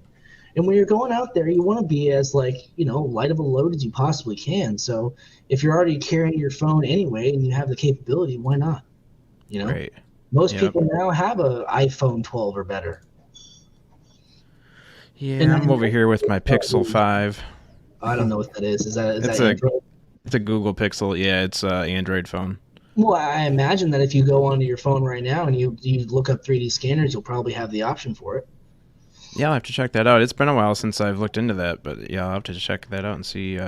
Most of the ones that you'll find, they're going to say you get 5 free scans, and then you got to pay $20 a month or something like that. Oh, okay. So what you do is you just re-download the dApp, delete all your cache, and then sign up for it again. There you go. And just keep doing it over and over. That works if you clear your cache out. That it works. Yeah. Awesome. That or you can sign up for the subscription. I'm the more I do it, I'm probably going to sign up for the subscription. But I do all my productions all solo. Other than having my mom will help me out with some stuff here and there. Yeah. But, all the film and editing and everything, I do it all myself. So my budget's a little tight. Right. It is what it is. Yeah, you're not the only one there, man. One of the things about my channel is I don't want to I'm not gonna. Yeah, sure, I'll ask for subs and things like that, but I don't really care about getting monetized. I don't really care about having people pay to see my content. I feel like everything that I do is for free because I want you to be able to see it. I want you to see what I've worked on. Mm-hmm. And that's just me. Yeah, absolutely, man. It does help to have a couple dollars coming in to help pay for equipment that you might want, or people make donations to this channel, Matt, and it's awesome, dude. We get blown away when it happens. It's so cool. To me, it's pretty neat, dude. We're far from being monetized, but that doesn't even. But your channel's gonna. I'm gonna get over there and start watching some more of your videos. Yeah, for sure, Yeah, man. man, definitely check them out. I mean, I think right now I have like 8 videos up. Next week I actually have, I might as well go ahead and say it. I have Carrie Arnold from Bigfoot Odyssey coming on my show next week. Oh, nice. Wait, say it again. I Bigfoot didn't hear Odyssey's all- coming on. Yeah, Oh. Carrie Arnold from Bigfoot Odyssey. Nice. Oh, that's cool, man. After You heard it that, here I first. have Donnie Miller from Standing Goats Rescue coming on the week after that. And I want to say, I'm not going to say it until I have it confirmed that the last week of January, but another awesome guest. And then the one after that is even going to be, it's just as awesome. Like I've been hustling really hard with trying to network and get in touch with people to have some really good guests on. Not that my guests that I've had on so far weren't really good guests. Mm-hmm. But like my last guest, he was my first interview, and he was the interview that I did this last Wednesday because for whatever reason, I decided to do my first show on my lunch break in the middle of my workday. And we start launching into the topics and stuff, and he has 35 years of experience, researching, and and he's really knowledgeable. And one of the other reasons is because he used to work for the forestry industry, so he was literally out there in the woods every day experiencing stuff for 35 years. So I realized, I'm like, holy crap, I gotta have this guy back on because there was so much that I couldn't cover in that freaking hour lunch break. So Yeah. and that's why I switched. That was another thing that kind of taught me that hey, listen, you need to try and figure out a different time. And I started looking at other time slots, not trying to have my show at the same time as other bigger shows, and all the little nuances that go into having a show. I don't even remember where I was going on this tangent. It's okay. That happens to me all the time. But yeah, I'm working really hard on it, man. And like, one thing about me is that I'm not afraid to talk to people. I actually used to work for a radio station in high school. Oh, cool. And So you do have a background in it, huh? I do, and I also have a background in TV production as well. Oh, sweet. And I've just naturally been good at understanding technology and being able to get it to work for me. I don't know if you can tell right now, but for whatever reason, this freaking webcam that I got, it's supposed to be like a 4K or 1080p webcam, and for whatever reason, everything behind me is more clear than me up front in front of it, and I can't figure out how to do it. I don't know why. It just for whatever reason, Yeah, it won't freaking focus on me. I can't figure it out. But that is strange. I mean, you're pretty focused right now, actually. oh, maybe it's just my own internet connection that makes it appear that way. Then Yeah, it might be just your. Yeah, I'm not sure, but it looks pretty good from here. Mm-hmm. yeah, to me I look blurry. And I was sitting there before coming on here trying to mess with it, unplugging it, going into my settings and trying to figure it out. Purgatory Paranormal of NY. He says no, he is fuzzy. It's called an Allura Tech. I got it on sale at Best Buy. It was supposed to be like a $60 camera that I got for like $20. So maybe that's why. Maybe there's an issue with it. Yeah, maybe. I think Sonny uses the same one I've got. We use Logitech cameras. Yeah. And they usually look pretty good. Sometimes it goes out of focus and you gotta bring your hand in front of it for a second. But yeah, I'm looking into getting some of this DLC. Yeah, that's a good one. Very cool. I gotta get one. It was out of focus. Yeah, man, send me the link to that one. Gotta get a new one. actually, yeah, I'll pull that up while we're sitting here. Because Amber's Paraworld had a question. What was the one moment or experience you had that made you want to research Sasquatch? Other than my own experiences and not understand, and I had my own experiences, and those experiences made me want to push this part of my life away. And it lasted for a good while. And for whatever reason, I felt the pull, and I went and experienced all those different things in Mayako. And that right there, even like, all right, so like let's just say I hadn't had any sort of activity on that trip. Like let's just say it was completely dead. Mm-hmm. The people that I met there and the fellowship that transpired during that event, and realizing the mental health and spiritual benefits of getting involved in the community and getting involved in the research, and realizing how important it was to try and do this, that's why I'm here. I want to help people. Like that's why I don't live in my, like if you look at, I know my name is Squatch in South Florida for my channel. But if you look at my bio, like I want to talk to people about UFOs. I want to talk to people about paranormal. I want to talk to people about the supernatural, Bigfoot. I don't care if it's freaking mermaids or fairies. If there's something that you've encountered that's messed you up inside, I want to hear about it, because pain shared is pain lessened, man. Yep. And I didn't realize how powerful that was until I went on that trip. You know, I didn't, not that I was totally in a place when I went that like I've been in a much better place in my life in the last 3 years, but it really, it changed my life. It changed my life. And it made me realize that I couldn't push that side of myself down anymore.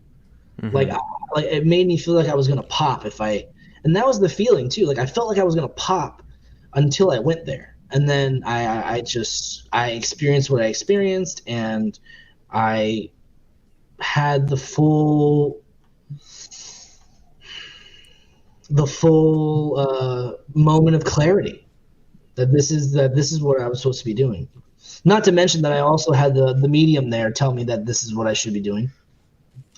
One thing I didn't mention earlier is that I have very vivid and lucid dreams. I've had them ever since I was actually born. Extreme crazy night terrors and things like that.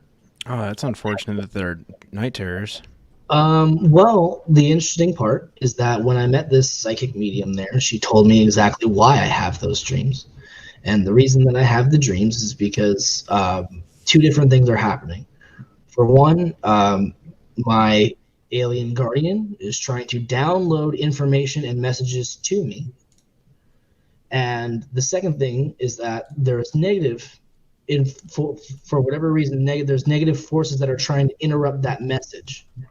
And they're entering my dreams to try and distract me from being able to understand what it's for. And I've encountered shadow creatures that have entered my dreams and in my mind as well, and have made me have reoccurring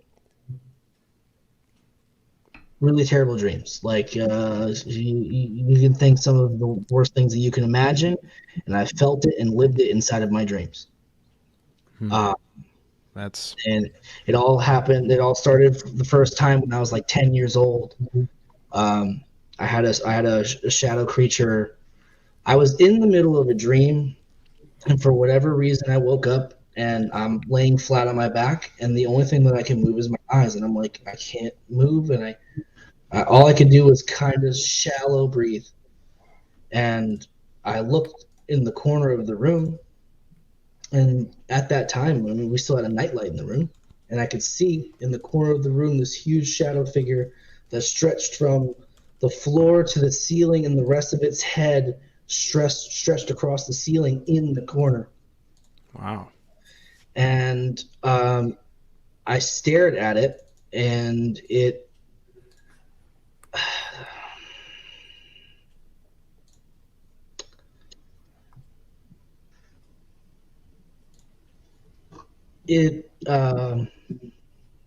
opened up my mind, and it proceeded to do things to me in my mind and trap me for what felt like eternity. It showed me whatever I imagined hell would be like. Jeez. It abused me and tortured me that night for hours. Jeez, man. until I finally what ended up stopping it is that I realized that in my head I had to reach out to the light, and I screamed in my head, and I was raised as a Christian, and I still have some of those beliefs to this day, even after experiencing everything that I've experienced. I feel like it's all connected in some sort of way. I reached out with my soul and I said, "Please, Lord, help me." Mm-hmm. And it was like I woke up, but I was drenched in sweat, and yeah, it was terrible. That sounds terrible. It happened again 2 years later, but it wasn't as severe the second time. But I had a lot of paranormal experiences in that house. I've like we kind of touched on earlier, like I want to say that I have some sort of repressed memory of extraterrestrials, because for whatever reason I cannot comfortably look at like how we depict gray aliens. Mm-hmm. And the first year, I don't know if you guys remember, there was a movie called Experiences of the Fourth Kind or something like that. Not like the original one, but there was like a newer one that they had done. I want to say it was about like 10 years ago. Or maybe it was The Fifth Kind or something like that. Anyway, I started to watch that movie, and the scene where they kind of show what's going on, and they show the visions of the alien and how the person's kind of experiencing it. It made me physically ill. I couldn't. It was so bothersome, and it's still bothersome to this day. And I have this image in my head of me looking at them, and I say them because there's one in the center of the image, and then there's two other sides of one, and that's what I remember. And that's the vision that I have in my mind, and I don't know why I have that vision, but the sight of looking at a gray alien bothers me. It makes me uncomfortable. I don't know if that has anything to do with it or not. But what I do know is that this medium in Mayaka told me that for whatever reason, me and my bloodline has somehow been chosen to be working on the side of good. So we're all planted with a chip, and that chip tells, let's just say bad, I don't want to say bad aliens, but bad extraterrestrials, that when they are not allowed to harm me. So within the universe there is some sort of hierarchy, and even the negative ones know that they cannot touch these ones that have been chosen to do whatever they need to do. So and that's what she told me. And at first when she started telling me this stuff, I'm kind of like, oh, okay, all right. But she gave me some really good advice. She told me to start meditating and to start and trying to talk to my guardian. She told me what his name was, and and once I started to do that, my life has changed dramatically. I keep getting told I need to meditate. I sleep better than I've ever slept in my entire life. Really? Yes. 100%. I do. If I dream, the only times I dream is that I'll have a dream, but the night before I'll say to him, I'll be like, "Hey, listen, if you got to send me a message, you can kind of dial it up a little bit if there's something important that you need to tell me." And he will, and but it doesn't come in violent anymore, unless I don't meditate and do what I'm supposed to do. Last night, I decided that I was going to have some fun instead of doing what I needed to do. And my God, my night was so bad last night. I barely slept a full hour straight the entire night. Jeez. And that's why I believe it now. Mm-hmm. Yep, it'll make a believer out of you.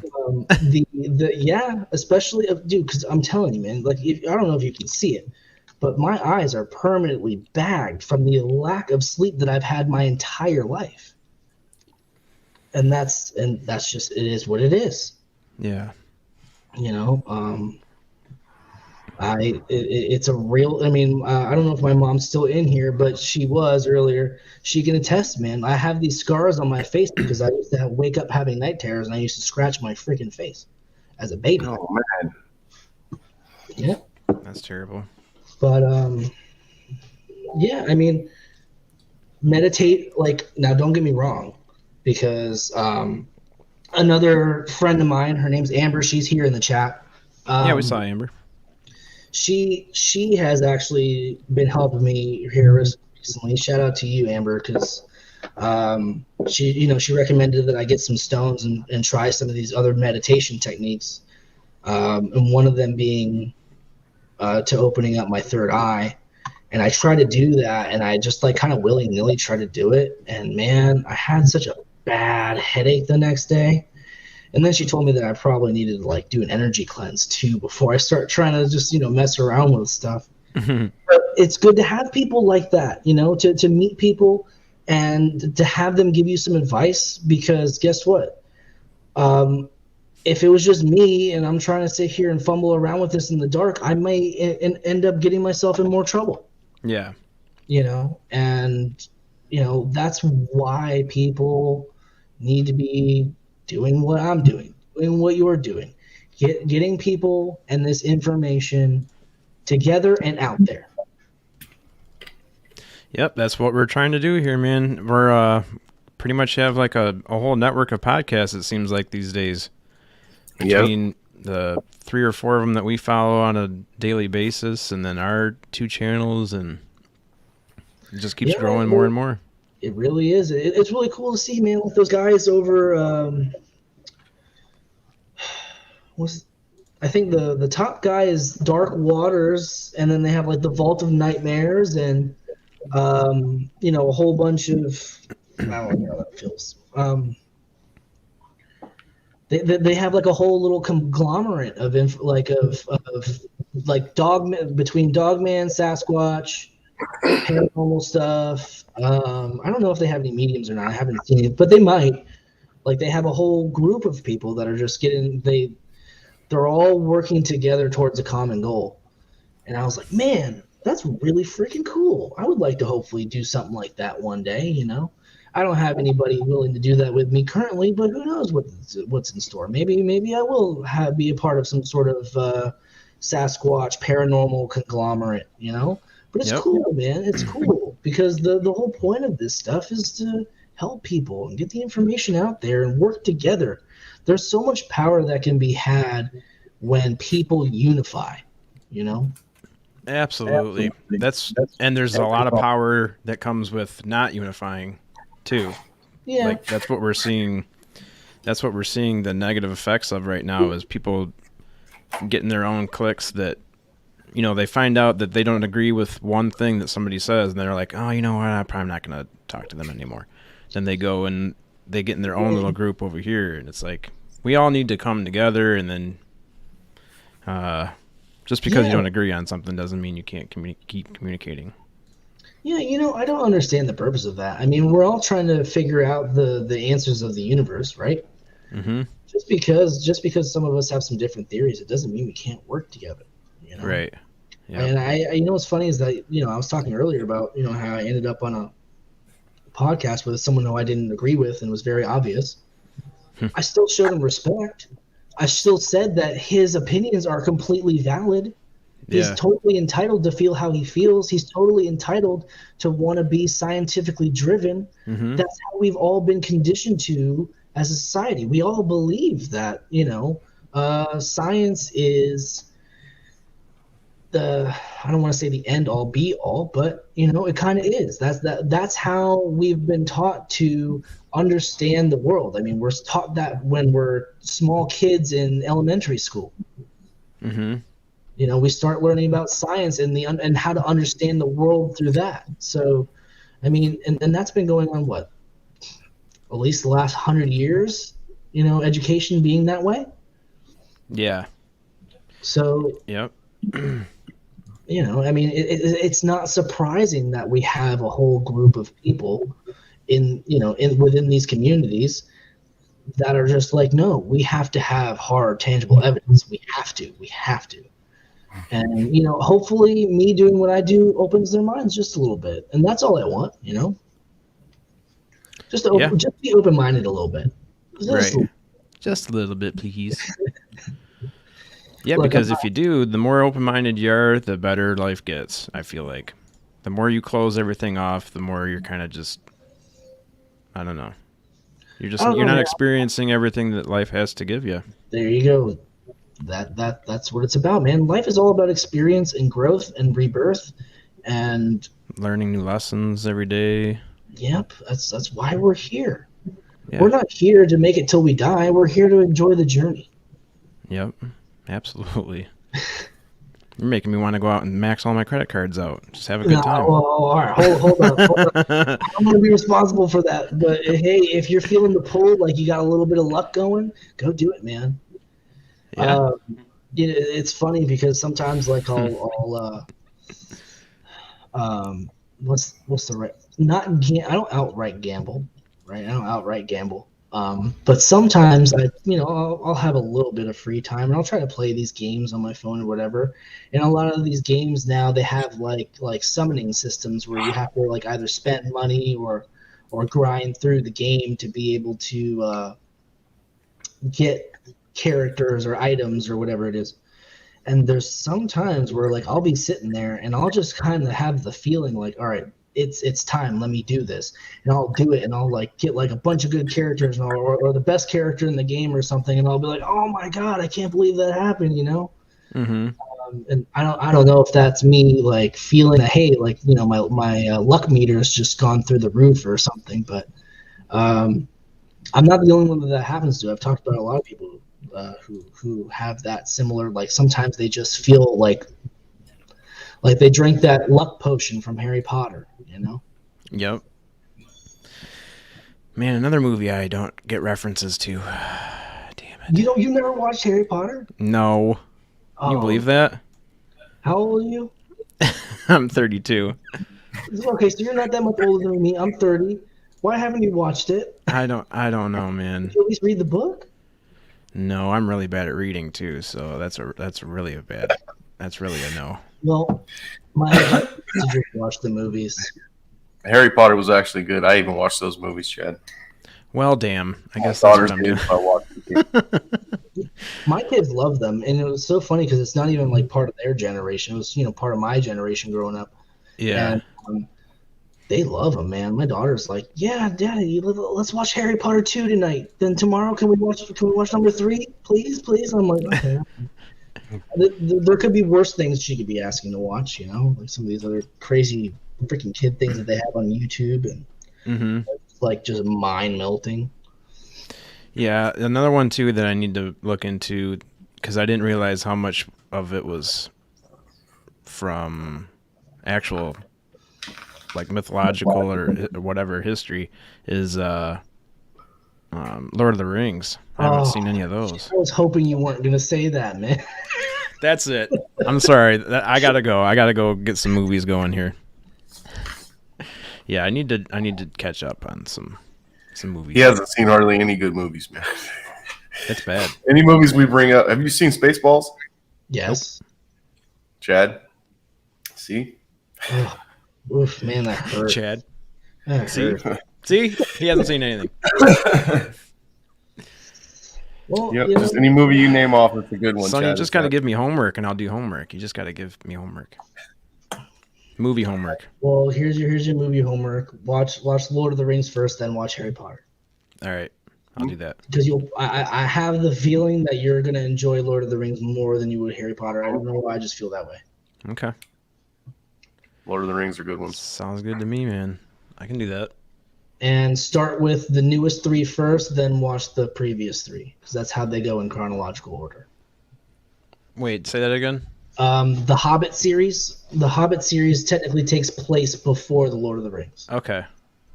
The Hobbit sets the premise for it. And if you know Purgatory Paranormal says that a Lord of the Rings TV show is in the works. there is, and I'm very excited about it. That's cool. My brother, he's a huge fan of Lord of the Rings too. He loves that, man. I need to watch There's Fantastic also Planet. another good one, new series that just came out on Amazon Prime. It's called The Wheel of Time, and that's like a 14-book series, and I think it's just as good as Lord of the Rings. Huh. I love it. I read all the books. They were freaking insane. What's this one? Fantastic Planet. That one I haven't heard of. Yeah, me neither. Of course, I haven't heard of any of them, but. Well, is there something else that you do instead? Like, do you like draw and paint, or you hike and fish? Just podcasts, YouTube videos, and podcasts. Oh, okay. Oh, as far as like other extra stuff like that, yeah, I go camping and just took up mountain biking last year. Oh, cool. Which is pretty How crazy. is that? It's way more dangerous than I assumed. Like I didn't realize I bought the bike and all that before I even went out there.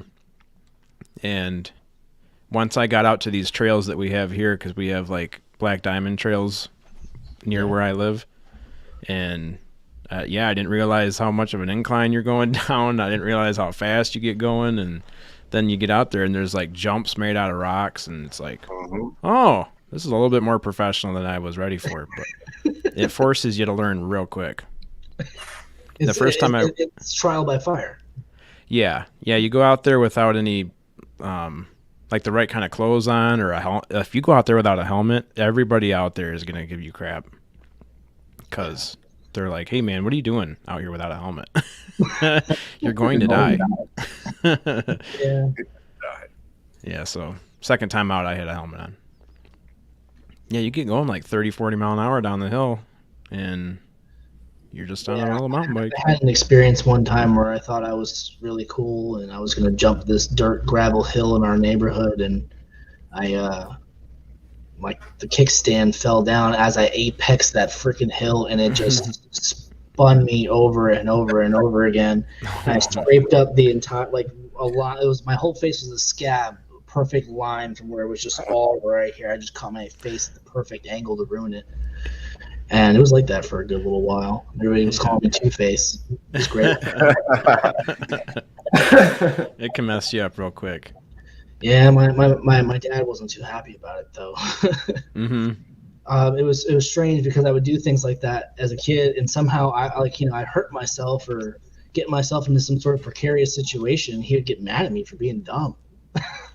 We had a similar upbringing. Quit being dumb. Mm-hmm. Yeah, I try not to do that with my own kids sometimes, but sometimes they just use your brain. Speakers, man, they're little insane people that have no like education on anything, you know. Mm-hmm.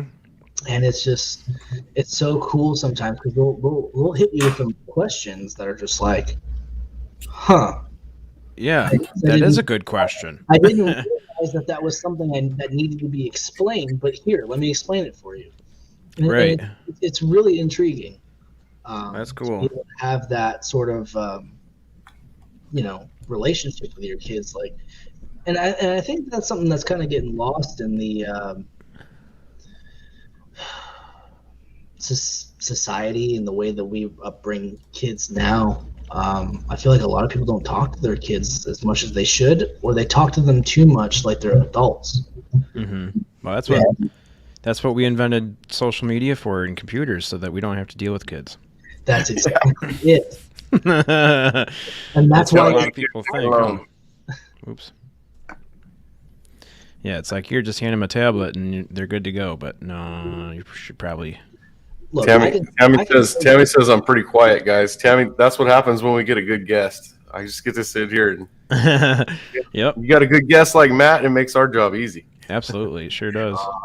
I appreciate the sentiment, but I don't feel like I've hit that point where I'm a good guest yet. Man, I've even got messages from Ben at UFO Garage saying how he likes our guest tonight. So sweet. What's up, up, doing Ben? something right, man. Well, thank you. Hey, listen, just a shameless plug, but my email is in the description of my YouTube, and if you want to get me on your show or you want to do some collab work or anything like that, send me an email. Or, my full name is right there. You can look me up on Messenger as well and find me.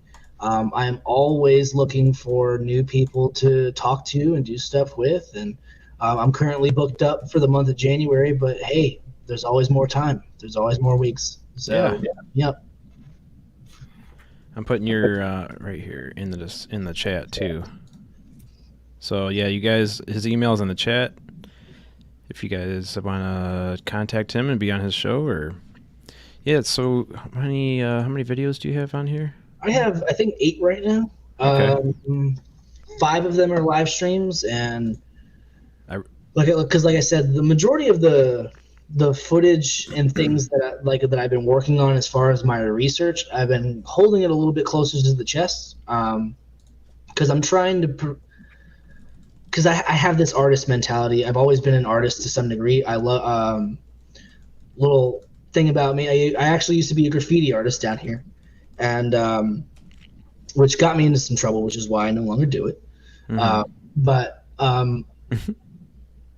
it was a weird experience, because it was like, okay, now I'm in trouble for doing what I love, and it got me into trouble, and then it kind of ruined the drawing and painting for me. But I've always made like little short films with my friends, and always loved being behind the camera. And I used to make I don't know if you guys have ever heard of like animated music videos back like when YouTube first started like being a thing, and there was no such thing as like copyright infringement. We used to take clips of like Dragon Ball Z and all these other animes, and we would put them with like cool songs, and we would chop them up on an editing program and make it look all cool and fancy. And I love doing that. And then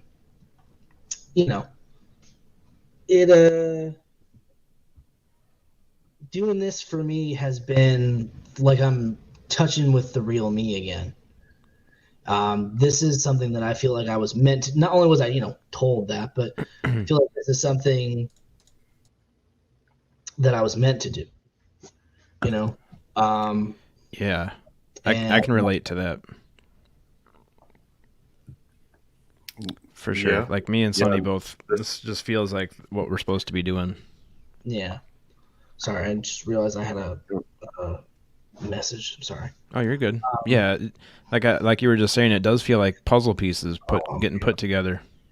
Oh man, I wish my mom had not put that in the chat, because now I've read it and now I have to tell the story of my first. And it wasn't a slasher. Okay, it was more of like slasher film. He did.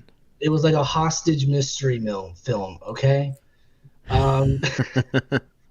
So we were all messing around, and we used to do a lot of stuff like jackass type videos, right? Well, one day I was kind of like, yo, let's do something a little different, right? Like, so I kind of came up with this script, and we had like a mask, and I had this mask on, and I was pretending to be like a villain. And she calls it a slasher film because I grabbed my friend's cat. And PETA, don't come after me. There was no harm done to this cat. But I had the cat in one hand, and I had like I think it was like a barbecue skewer or something like that. And I was like, oh, he's mine. I was just hold him as a hostage. I was 12. He survived. Everything was fine. There was no harming of cats. But my mom will forever give me crap that I did that. So thanks for that, Mom. Thanks for having me share that publicly. But honestly, it was a really cool film. And I did like if you actually watch the film, I'd actually do like a pseudo magic trick. He goes to finally reveal who I am, and I grabbed a blanket and I covered it over my face, and he like threw the mask behind him. And what he didn't realize is that when he threw it behind him, I had the blanket over my head like this. My other hand was behind my back, and I caught the mask. So I pulled the mask without him realizing it, and without the camera, like being on camera, and I put the mask back on. So when he revealed me, I still had the mask on. He's like, "What the hell?" It was this crazy thing. And it was super cool. But it's stuff like that I like doing. I'd love to make some films like that. I got so many ideas. I could sit here and talk, and like I could probably sell ice to an Eskimo if I wanted to. I can just convince people of stuff. Yeah, man, you and Connor could do a pretty cool movie series, I bet. Oh yeah. What's funny is that Connor actually lives like 6 hours from me. So like I invite him to do stuff all the time, and I know that he's got stuff up there that he would invite me to, but he doesn't because it's like we just can't make it. It's a lot of I would have to fly on a plane, even though we're in the same state, for me to be able to go do some stuff with him. And it's like, Yeah. But I'm not opposed to the idea. I would love to do stuff with Connor. I think he's a cool dude. Honestly, big shout out to him. I hope he's still watching or sees this because it's guys like Connor that that we need more of. Yeah, keeps us going. He here I am, nobody. And he was, hey, listen, Squatch in South Florida's doing this, or check out his channel, check out his YouTube, check out his, check him out on Twitter. He likes everything that I post. He shares everything that I post, and I try my best to do the same for him because that's what it's all about, man. It's about networking. Me and him actually sat with Amber in a show today. It's called AAP's Variety Channel or something like that. And it's a channel all about growing people's channels. You guys sit in there and you spam your links and you give each other shout outs, and it's like for like on like a real time scale. Dude, I got like 20 something subscribers today. I was like, damn. Yeah. So He was cool. in here earlier. AAP was. Yeah. Right at the start of the show. Yeah, he's got a cool channel going on over there. Yeah, I like it. I like it. It was really. I see. Here I am. Back when YouTube was. When I first started messing around with YouTube, there was really nothing like that.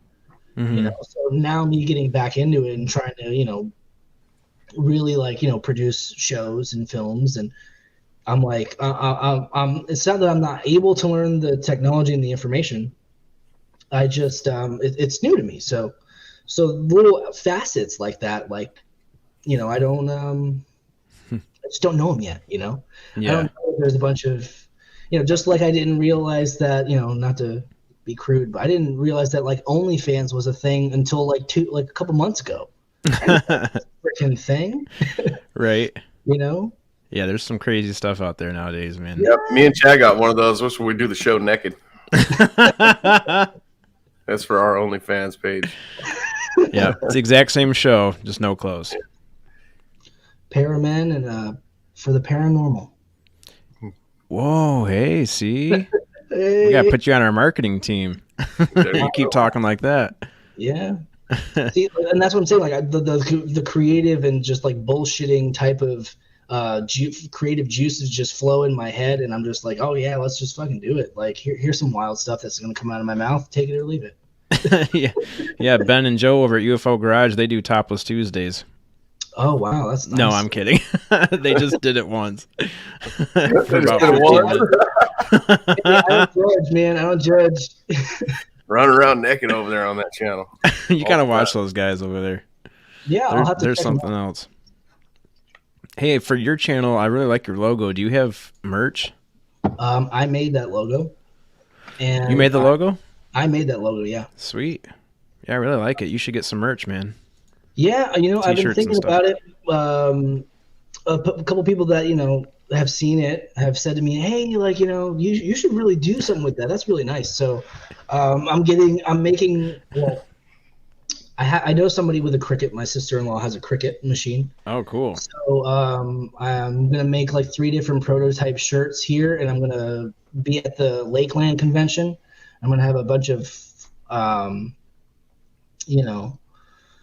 business cards drafted up here too, and I'm just gonna give them out to some people at the convention, and if they're interested in buying a shirt, I would like to see how many people are actually interested in it before I actually start producing, because if there's not a need, I don't need to be spending money on the. Well, put me down for one. I want a T-shirt.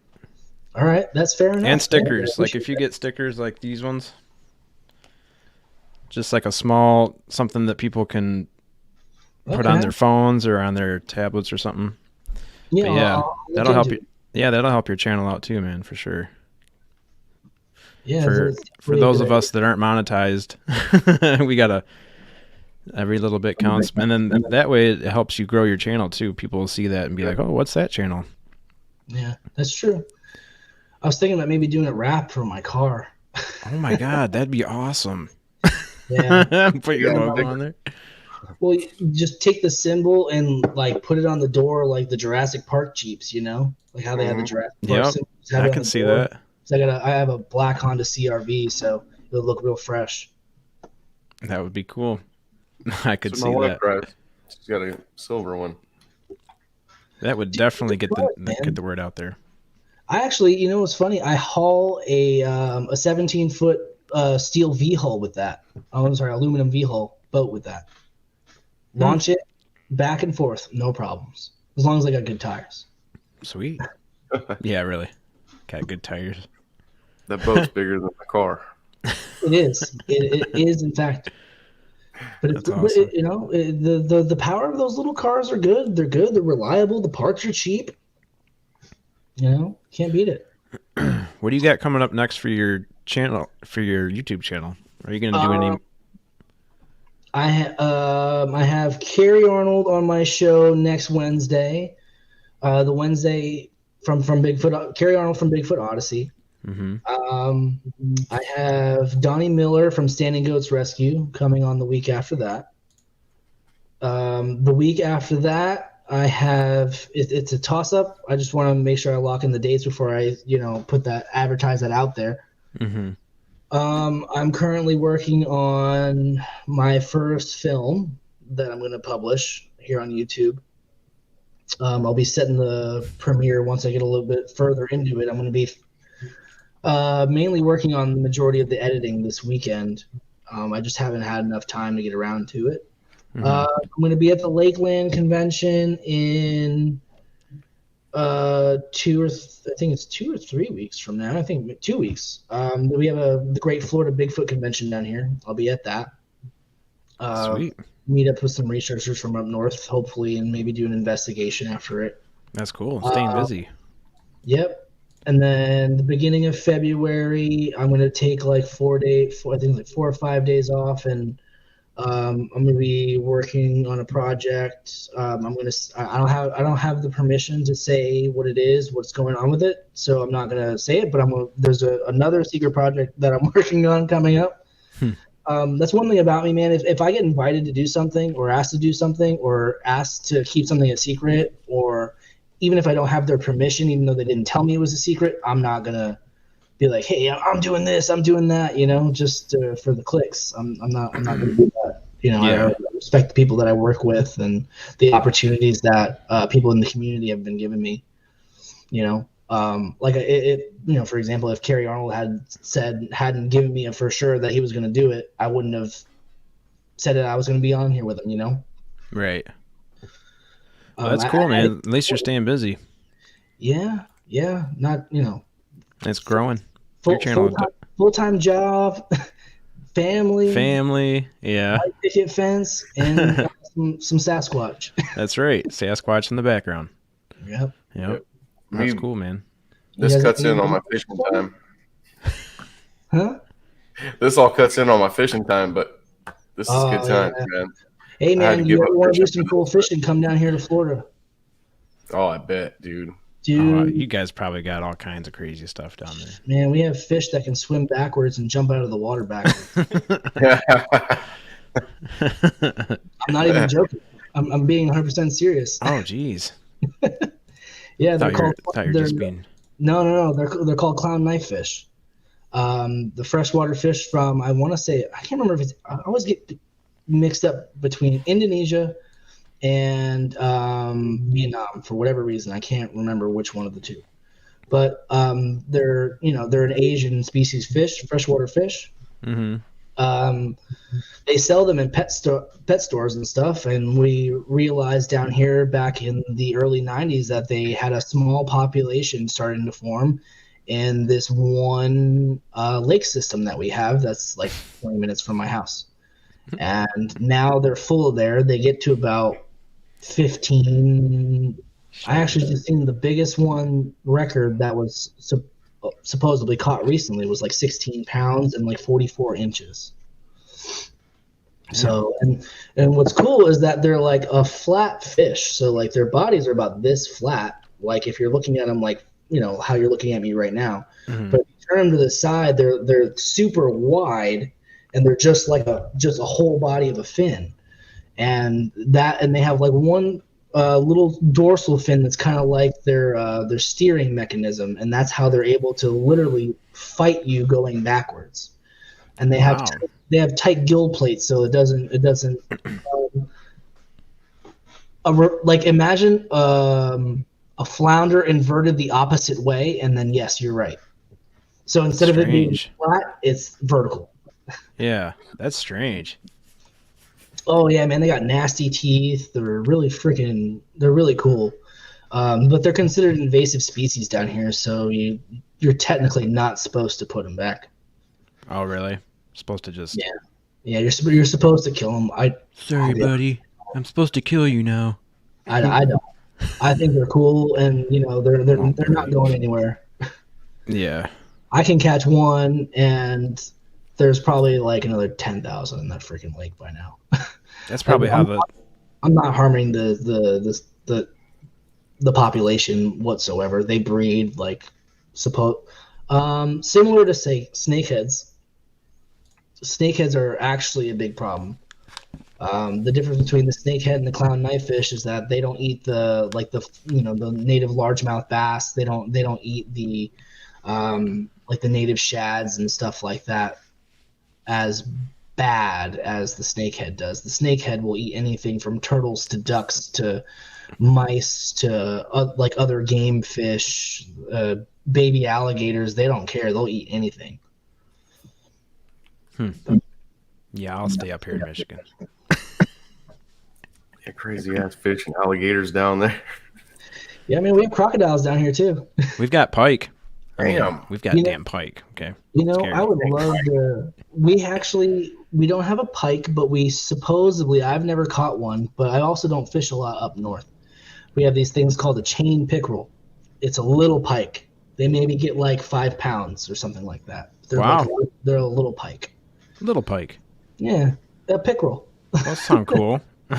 Yeah, they're cool, man. They look cool, but we don't have them where I live. They're further at like the northern part of the state, supposedly. Mm-hmm. I've heard people say that they've caught them around here, but I don't believe it. I've fished these waters my entire life, and I've never seen one caught down here in South Florida. Huh. Now I can tell you, though, that we've been having people find and catch arapaima from the Amazon and red-tailed catfish from the Amazon down in our canals in Miami. And arapaima can reach up to 400 pounds. I know the red-tailed catfish, they sell those in pet stores too. Well, a lot of people are thinking that the arapaimas are being illegally imported because there is Florida does have alligator gar, but not the same size. They don't. So if we're talking about alligator gar, I mean, maybe there might be some massive alligator gars like they have out in Texas. But the ones that you find on a regular are the Florida gar, and the Florida gar don't get that big as those. But we do somewhere. Do I think humans are an invasive species? 100%. We ruin everything. Yeah, that's a good question. Do you think humans are invasive species? Yeah, because everything else was here before we were, I think. Yep. Yeah. Supposedly we've been around for a good amount of time if you follow the whole evolution standpoint. But I feel like we're the only ones that intentionally harm the rest of the world. Yeah, we're the only ones that have landfills. Yeah. Mm-hmm. Somehow all the other animals and organisms on the planet are able to deal with their waste. We're not. Yeah, isn't that something? And we're the smart ones, right? Yeah. That's what they keep telling us. Yeah. Yeah, not me. Yeah. It's crazy, too, because I've definitely seen animals smarter than some people that I've met. Mm-hmm. I was going to make a quippy comment and say that my dog was smarter than me, but I'm not even going to lie. He's not a smart dog. He's smart for a dog, but he's not smart. He's done some stupid stuff, like chew a hole through my drywall. That was great. That sucks. He's a Rhodesian Ridgeback mixed with a blackmouth cur, and he's just an animal. He's a good dog though. He's He's about like 50, 60 pounds now, and he's over a year old now, but he's starting to get out of that puppy phase, you know, but when he was in that puppy phase, man, he's rough. Was he a biter? Yeah, well, not like a biter. He was more like a puppy chewer. He liked to chew on people. Oh, Yeah. well, isn't that fun? Yeah. Now I have an accent wall in the master bedroom. Accent wall. Yeah, it matches my floorboards. Yeah, my cousin Jake's got a puppy right now, and he's definitely in his puppy stage. Oh man. Goes over there and he is all excited to see I me. like when they tear my stuff up. Hey, you know, what's strange to me is that you buy your animals all these things for them to mess up, and somehow they have enough time during the day to mess all their stuff up and your stuff. And it's like, how do you find the time to do this when I come home and you're just sitting there sleeping on the couch in a pile of fluff that you ripped out from your stuffed animal? Like, it's normal. Mine's currently trying to dig up a gas line. I don't know why. A gas line. Yeah, going from the house to the garage, but I don't know. There's a gas We'll line see here. how far he gets. Well, Maybe I it's- mean, yeah, let him try. I hope it's not leaking. I was gonna say maybe it's leaking and he smells the. I turned the valve off Yep. from the Possibility. house, so Huh? Or maybe you have, a body buried back there, and he's trying to find some I've bones. seen a hound dog dig 2 holes, and then the holes filled up with water. He dug 2 holes right where, like maybe 2 feet in the ground, foot and a half, 2 feet in the ground, where a water pipe was leaking in 2 spots. I don't know if they smell it, hear it, or what, but he dug down to the 2 spots. I would imagine they're able Damn. to hear it. If I had to put my finger on it, I would say that they hear it, because there's times. My dog has the ability to hear our car's tires pull up to the house. He knows the difference between when Really? he gets home and when another car is passing by. He doesn't care, but somehow he knows that that's the sound of our car coming up the driveway. Huh? Yep, and then he gets up and he runs to the door and he sits there and he stands and he looks and he waits. You ever seen the study where there's like the dog's owner has a camera set up in the house, and then the dog's owner is at their place of wherever they're working? Yep, and they leave work and that's when they start waiting by the door. Yep. As soon as they start getting ready to leave work, the dog's like, "Oh, I'm ready." My thought on that is that your animals that you have that you love, take care of, you develop a bond with them. Mm-hmm. And I think that I believe that everybody is capable of having some sort of ability, not just special chosen people who, but I think everybody is capable of it. And I think that subconsciously, your animals that you have, that you built these bonds with, are more in tune with that sometimes than you are. So It's almost like 2 radios that are on the same frequency. Yep. But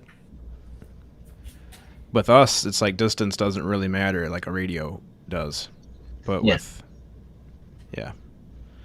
I don't know, man. Well, I mean, we cloud our, the dog sits there on the couch all day and waits for the loved one to come home, whereas you have your whole day filled with, tedious tasks that you're looking at your phone, doing your work, talking to your friends, talking to the people you love in your life, and all these different things. And your dog is your, he's your pet. You love him, whatever. But he's not on the forefront of your mind like you're on the forefront of his mind. In his world, you're the alpha. You're the omega. You're everything to him. Absolutely, yeah. And so I can see how the give and take relationship is a little bit greater on one side than the other. Mm-hmm. Yep. What's the longest interview you've done on YouTube? Close, I think like 3 hours, something like that. Oh, okay. Well, we gotta break that, Sonny. I was gonna say if it was 2 hours, we already broke the record, but Yeah, no. yeah, we're gonna have to keep you on for another hour and a I want half. to say it was like 3. Well, as far as my own channel, I think the longest one I've had was like 2.5 hours. But I've been on Gypsy Road's channel for, I think, just this past Wednesday was like close to 3 hours or around there. That's a really cool channel over there. Yeah. How long was Gypsy Road. UFO Garage going to go for, Chad? Do you remember? Were they going to do like 48 hours or something crazy? Oh yeah, when they were going to try to break their record. Uh-huh. Well, a record. Yeah, 48 hours or something like that. Wow. Couple days. Cool. Just a couple days. Me and Dad, Chad would do like 12 in one day, I think, with on New Year's Eve. New Year's Eve was crazy. 13. Yeah, we had Bobby doing readings in the morning. So that was like our morning show for New Year's Eve. And then that was like 4 hours, 15 minutes. And then Paranormal Chop Shop, we went all night long. That's cool. We did like 7.5 hours. Oh boy, we got somebody backstage that I don't know if you've seen this guy before, but He should have got here earlier. We don't got time for this. we really don't have time for this guy, but we'll see what happens. Mom just said he's driving home past a werewolf incident. Driving home past a werewolf incident right now? Oh, what's up? What's up, Big Willie? What's going on, man? You're live on YouTube. Yeah. And you're wearing lion stuff. Oh, look, he's got two windows open. Can you hear us? He's got the YouTube window open, and he thinks he's watching StreamYard. Oh boy. He's Hey, what's up, guys? Oh, finally. Hey, how you doing there, bud? Hey, just want to make sure live here on StreamYard. And, Oh yeah, you're live here on StreamYard, and we got you. Hey. Oh, we got the full screens. We got you full wait screen 1 second. there. Wait, we gotta put in all the the emails that have been coming in and flooding in, asking about my real accent. This is it. When I flip over to software, it does update the voice that most have been asking about. Simon making me blush. Simon makes me blush hard too in multiple places. Let me update the software here. In multiple One second, I'll be right places. back. And then I joined wrong. When I joined the right server, it will set it up. So 1 second, I'll be right back, boys. I don't know what's going on with the speech impediment, but it's a new development we're seeing here on the Paranormal Chop Shop here with Big Willie. He'll be right back after these messages from Microsoft. Blaming it on the server. He signed in under the wrong server. That's what he's saying, but he was in our server, so having a hard time. He's got to get his voice tuner fired up. He says So he he's can get back back now. on. Now he's back, No, he ain't. but I don't see him. So we got Ghost Big Willie in the house. Cassie, you can find Big Willie over at the UFO Garage podcast. Yep. Okay, here we go. Hey, what's up, what's buddy? up, guys? Sorry about that. Hey, how's she going?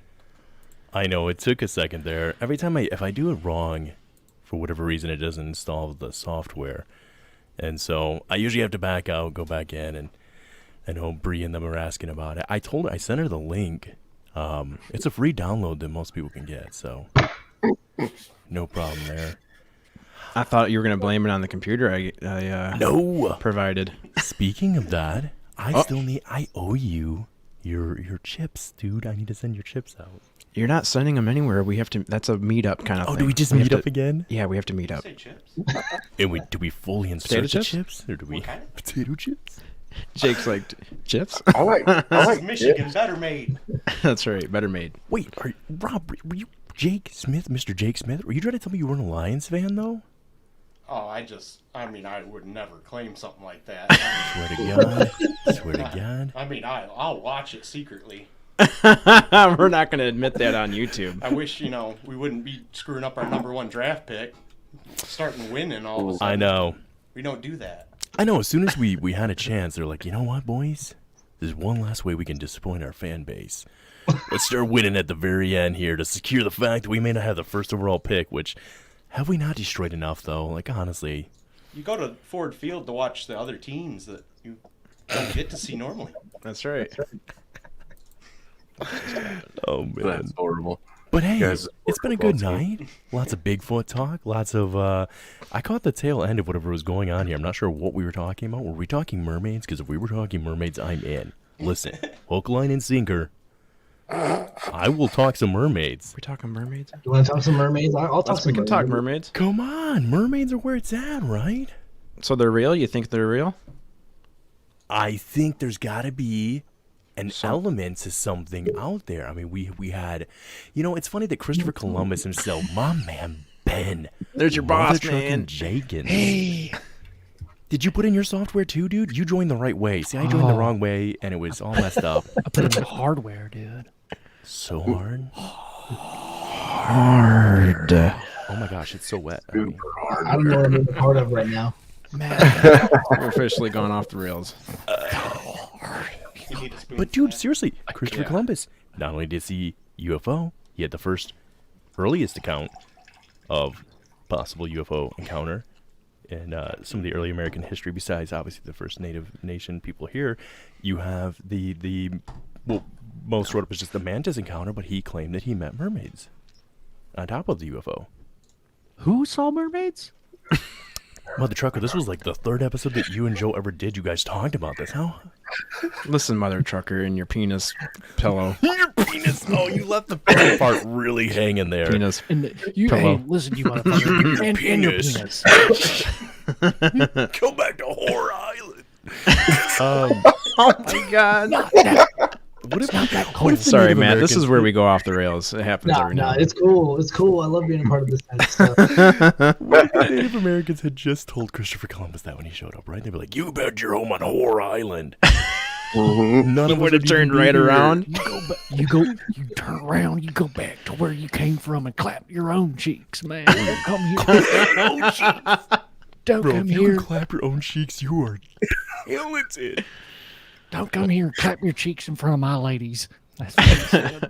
I love that Simon's just like, penis. Penile muscle. Doesn't it such a weird word to say when your Oh my doctor's like, God. it's the penile muscle? And you're like, this feels weird. It feels naughty. It's not, but it feels naughty, right? Hard. Anyways, mermaids, right? Is that Yes. what we were at a Mermaids, second yes. ago? We're on Okay. mermaids right now. You guys, hard take, fast takes. Real or not? I'm going to say Was real. it a question? I'm saying 85% some form of a mermaid exists. We just don't understand it yet. I'll agree with that. I'll agree with that. I think there's some truth to all these. I mean, if you even look back into like Greek mythology with the sirens, I mean, we've been talking about half human, half fish type of people for a very long time. I can't remember I think they call it the Anunnaki. or something like that in Africa. There's lore on it all over the world. So I wouldn't be surprised. I mean, I've seen a lot of reports. I don't know what that was. I'm sorry. We're trying to run a professional podcast here. Yeah. Willie's always fucking doing that. Viking genes just seeping through. Trying to build the channel and stuff. And I kind of feel like we're on a mission from God here, or with the Oh, podcast over here. You been watching Family Guy? No, it's what do you call it? From the I meant to. I'm gonna do it this weekend. I've never watched the Blues Brothers. That's very sus. what? And I plan on doing it. Man, We should almost just do that as a watch party on StreamYard. Oh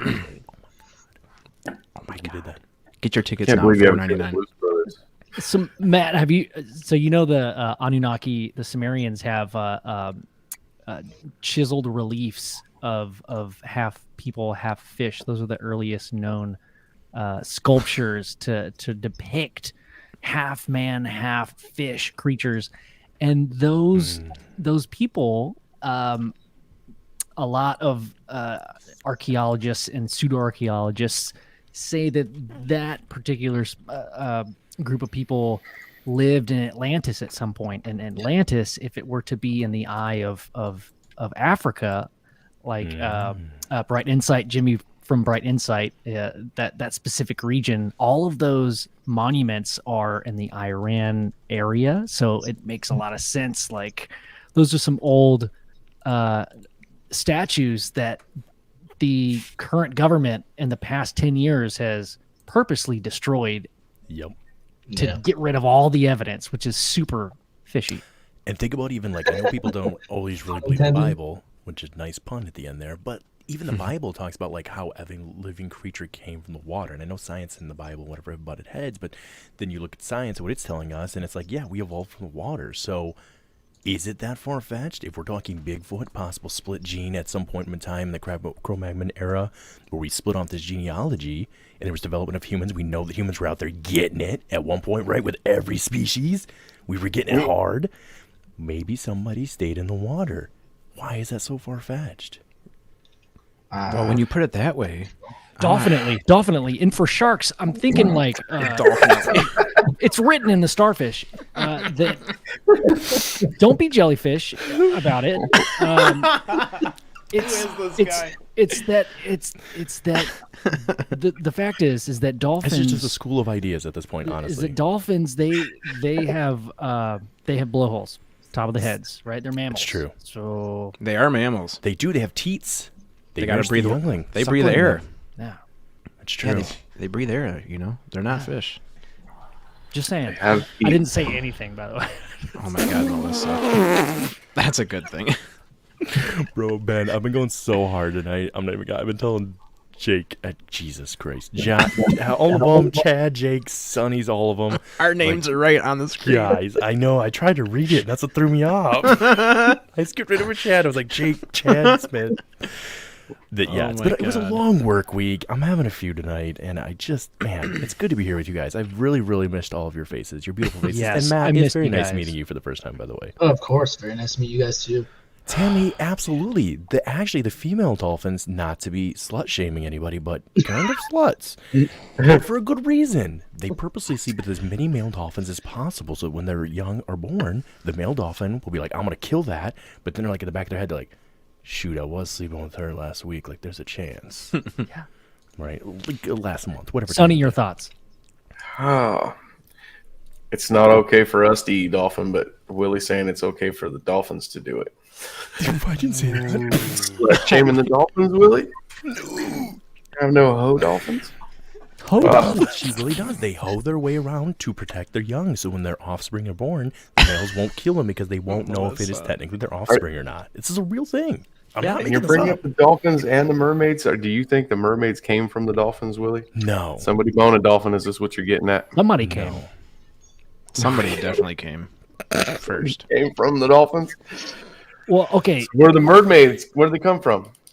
Question. Amber Sparrow. That goes along with this is that how much of the ocean have you ever looked at Google Earth and rotated the Earth to where it's just water? Like, you can do that.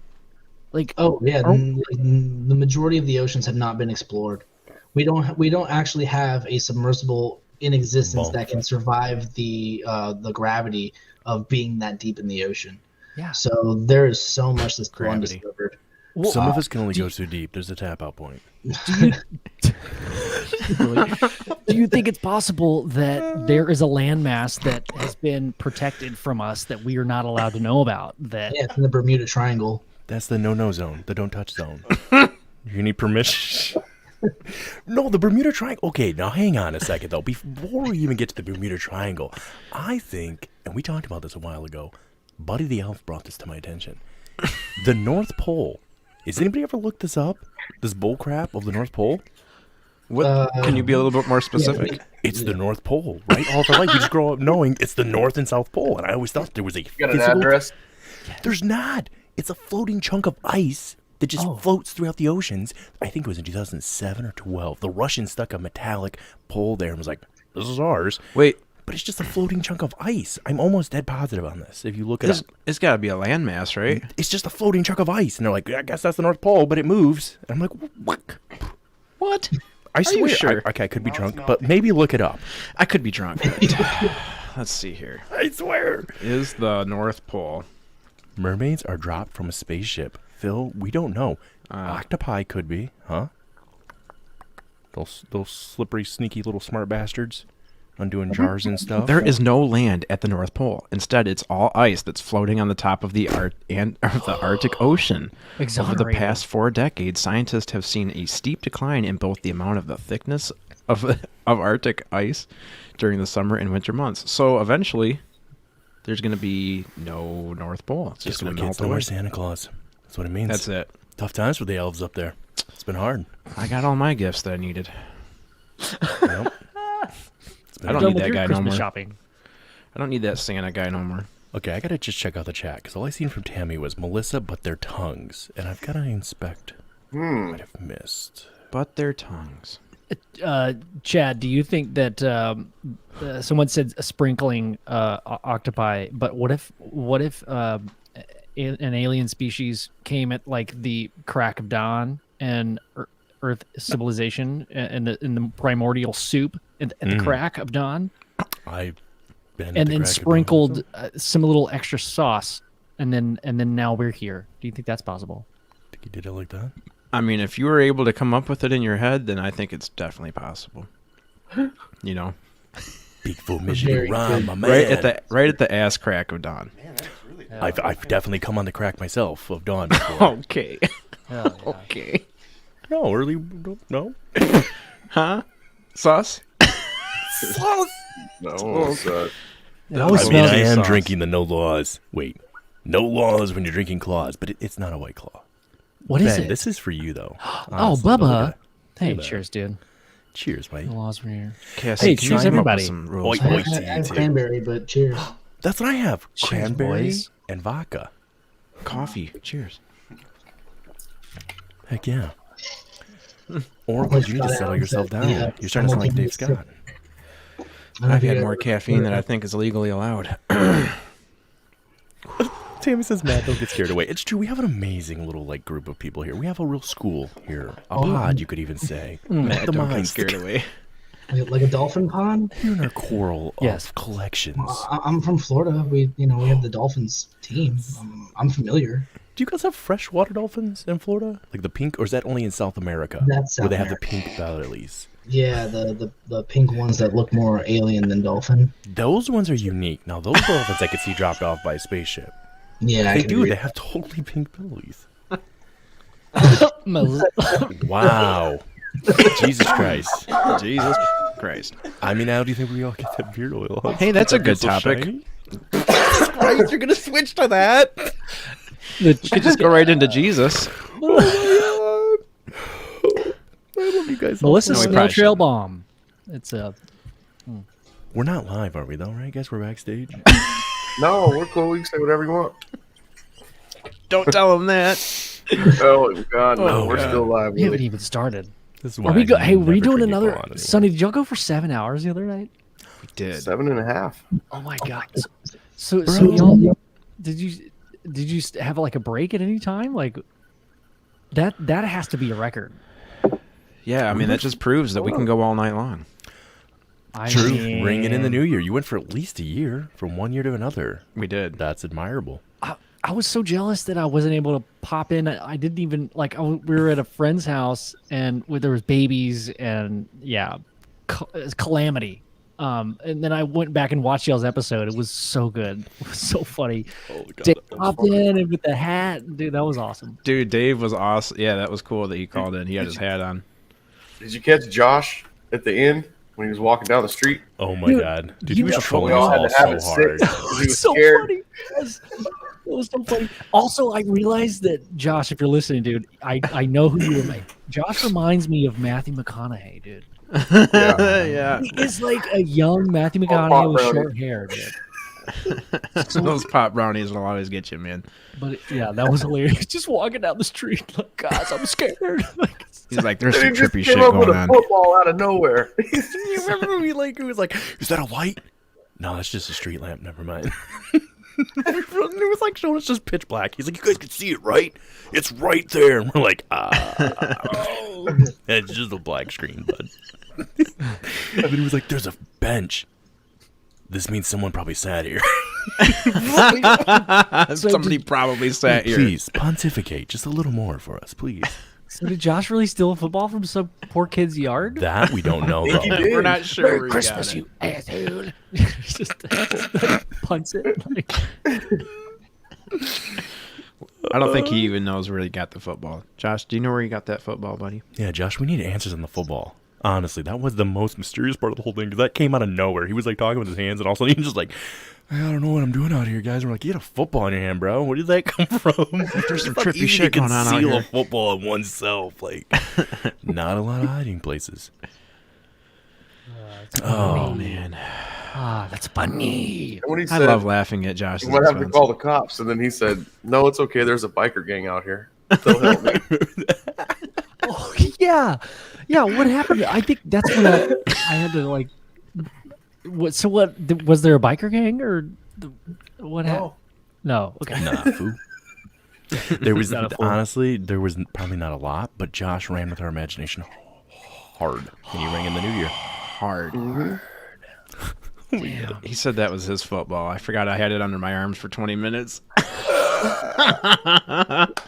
The longest run play ever. Around ever with a football. It's like totally forgot I had this official NFL size football in my hands. What's up? I forgot we were playing, and I just took off. Oh my god. It's just carrying the football. Is that the one we ended the Hoya on? Because we literally went for so long, and we ended on Hoya. Oh, yeah. Where is Spooky Morales, by the way? Where Dude, I is went Spooky? hard on the Hoya. I went very hard. Spooky Morales, are you in the house? We need to put the spooky light out. Hold on. I'll go get him. Yeah. This will get it up. This will get it. I like that.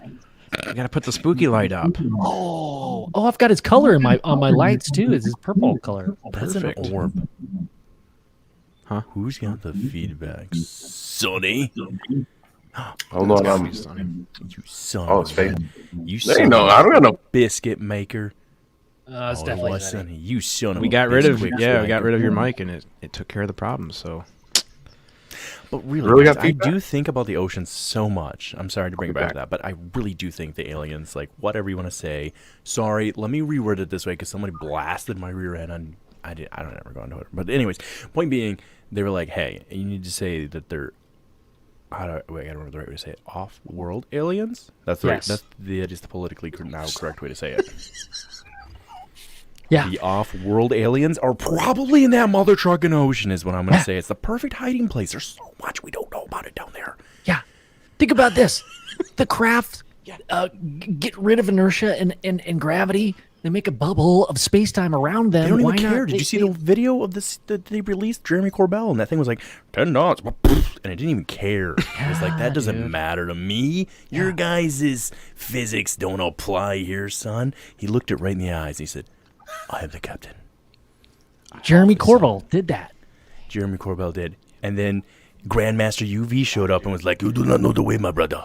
And it was very weird, but a lot happened.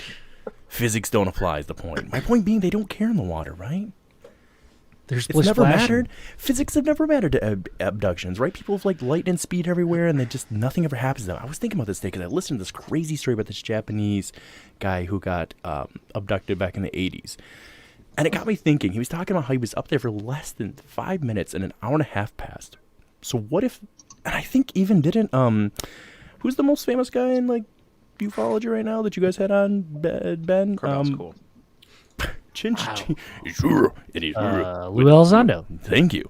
And we're so good at this. So Lou Elizondo, he even said, he talked about how like he was talking about the timing of like dimensional, like how they're not moving as fast as we think they are. We're just presuming that they're moving that fast, but in the reality, we're just moving super fast to their point of view on us. When they go on a craft, that's why so much time passes. Did you guys hear about this? So there's a lot of experiencers that say that they spend time on a craft and they're told that as they're being taken back, they're being explained the physics and what's going to happen because they're trying out different things, you know, like through the years, they're figuring out what to tell people, what works, what doesn't.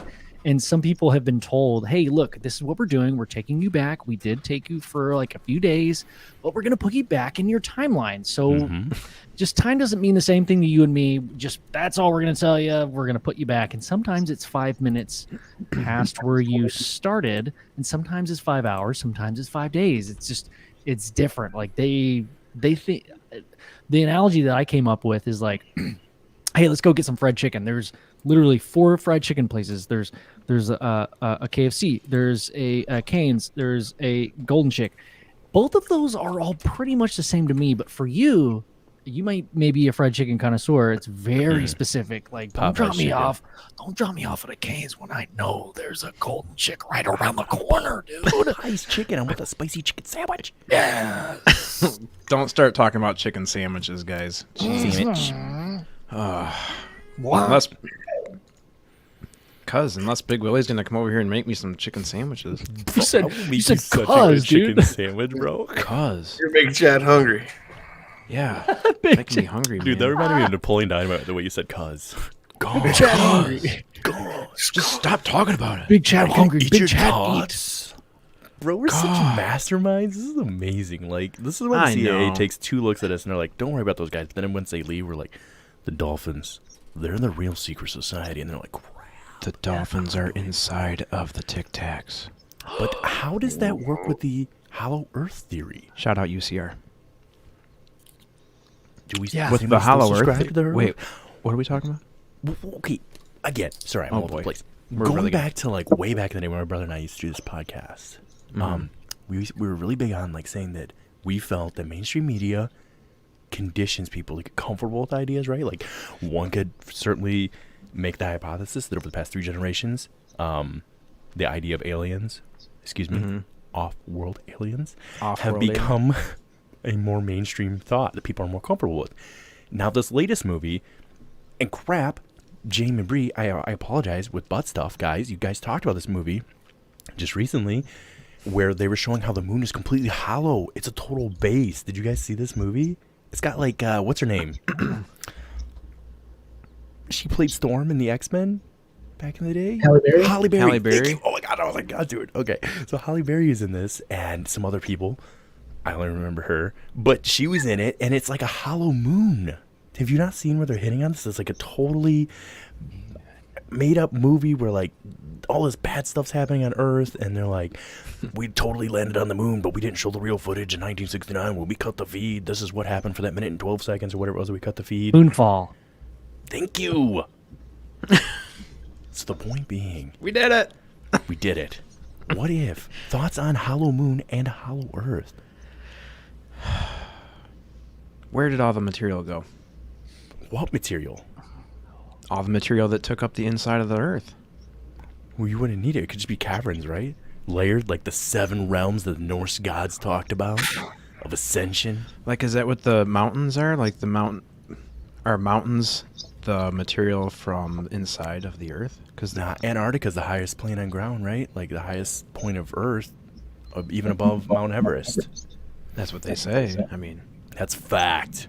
Okay, don't you get me started on it. I'm just going Don't off you of what they dare. say on Google. But yeah, I mean, Or the ore. I love you, Chad, so much. The Hey, you know what? Since you kind of brought up flat Earth, I want to see if I want to do a little bit of an experiment. I want to see if any of you guys can change my mind. Give me a broner. Broner hard. I can't every time. right when Matt starts to say something intellectual, I know. I know. I'm sorry, Matt. Perfectly timed. I love it. Man, it's like I was on this show. I would tell you what it was, but I don't want you watching it. Okay, I'm so sorry, Matt. Let's do it again from the top. We got this. We're Here we go. totally prepared. No, I want to do a little bit of a social experiment. I want to see if any of you guys can change my mind on the fact that the Earth is flat. William. You son of a gun. Yeah. I gotta go. Do we have more coffee? Oh, God. I don't know. I've never said I'm a flat Earth believer. I think know. that there is a problem with some of the mainstream science and media being like, we don't even owe them an explanation. The explanations they give, both sides have good points. Almost everything works on both a heliocentric map and a flat earther's map. My 2 big things that I always just stick with are the mathematical equation that's given by a heliocentric map, which is the curvature of the Earth and the dip of it, and how we're supposed to perceive it. And I believe it's, what is it? Is it 8 inches every squared mile or whatever the 3 miles or whatever it is? I always stick with that and the fact that 55 countries came together, or maybe it was 63, in 1955 and formed the Antarctic Treaty, which doesn't get voted on again until I think it's 2055. Those are my 2 big things that I can point to because that's military based. There's paper trails for that. And then the mathematical equation, math doesn't lie. So, like, I just stick to that. I don't get caught up in all the other stuff of, like, we're in a dome, those are the two things that I stick to. Bigfoot Anon knows what he's talking about right here. Water doesn't bend. All NASA videos are fake. 200 references in the Bible. Globe equals Baal equals 666. Funny that the Catholic Church got together in, like, 914, whatever. Cut the Bible down from, like, 189 books to, like, 66. That's a weird number to pick, but whatever. Point being, I just stick with that, like, the Antarctic Treaty. Stick with that. Admiral Byrd's story on it. Kind of interesting. If he did cross the Antarctic thing and he met another species on the other side, I don't know. Also, the South Pole, like the Catholic, what is the telescope they have? They're all pointed south, and no one's ever circumnavigated the Earth going south. Those are like my 4 things that I like stick with. And other than that, man, it's a fun subject to listen to, I think. But that's my thoughts on it. Okay. All right. Well, anybody else has anything else to say? Because I want to say something. Yeah, go ahead and say something, man. So, all right. So let's just say that the Earth is flat, right? What does the government gain by saying that it's flat?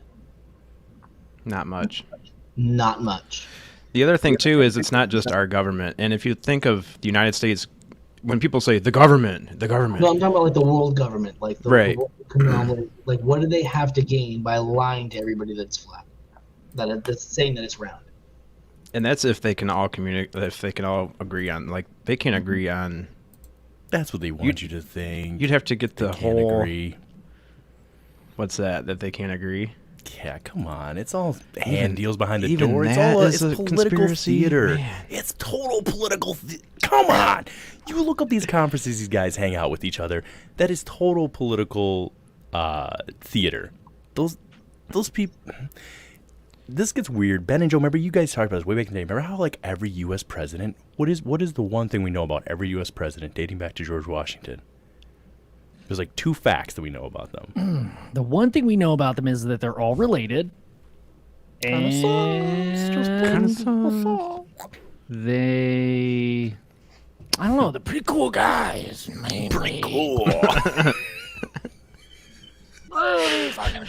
No, I don't know what the second one is, but I do know that they're all related. That's fucking Yeah, weird. Amber's right there. She's like, I seen it. I saint it. I think that they're all related. I was there. Bigfoot Connor brings up a great point. He says, My if young everyone was flat- young son Gabriel. I said no. I was making love to my wife Beverly, and my young son Gabriel watched in the door. I said no, let the boy watch. What the Jesus? Oh my God! What is that? That's for Eastbound and Down, you know. Just talk about. Anyway. You bring up a great point though, Matt. Like what? Spooky. I knew I just had to put the spooky light up, and you'd be here, man. Spooky. To be clear, there is 2 spooky. There's Spooky Morales. If I'm even saying that right, am I saying that right? The Mexi Spooky. The Mexi Spooky. Mexi Spooky. And then there's an English just Spooky, and he's Yeah. over in the she's in the UK. Yeah, the girl Spooky is the talented Spooky. You're the good-looking spooky. Oh my goodness! Thank you. I'm sorry, I don't know the other spooky. I didn't mean it. It's not a dichotomy. I'm just I don't know. Oh who God, you're we're getting talking kicked off. Automatically, the other one's just ugly. I love the other person. Matt, you bring up a great point though. Like, and this could be related back to anything, right? Bigfoot. Why would they lie about it? You study Bigfoot, correct? Like, this is something Yeah, you're into. absolutely. So, like, have you looked into the the program through the FBI / the state park rangers that have dealt with this? What's the point? Why lie about the Bigfoot? It could go back to that. It's the same thing. Well, I mean, I can see why they would lie about Bigfoot because it would derail their religious beliefs that most of the people around the world, you know, are so have succumbed to, and that everybody's known for the last several hundred years. That would cause like a worldwide panic.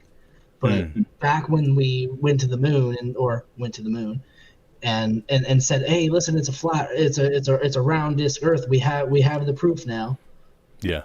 But at that point, it was what the space race was in the 60s, 70s, somewhere around there. Yes, early 60s on. Mhm. But people were more 69. open-minded at that point. I don't see the point in lying about it at that specific time in history. I don't think You they know? were open-minded. It was just simply television. Television was the biggest thing, and it's okay. Not to get all weird with the whole like word game stuff, but the tell a vision or like literally telling a vision or programming.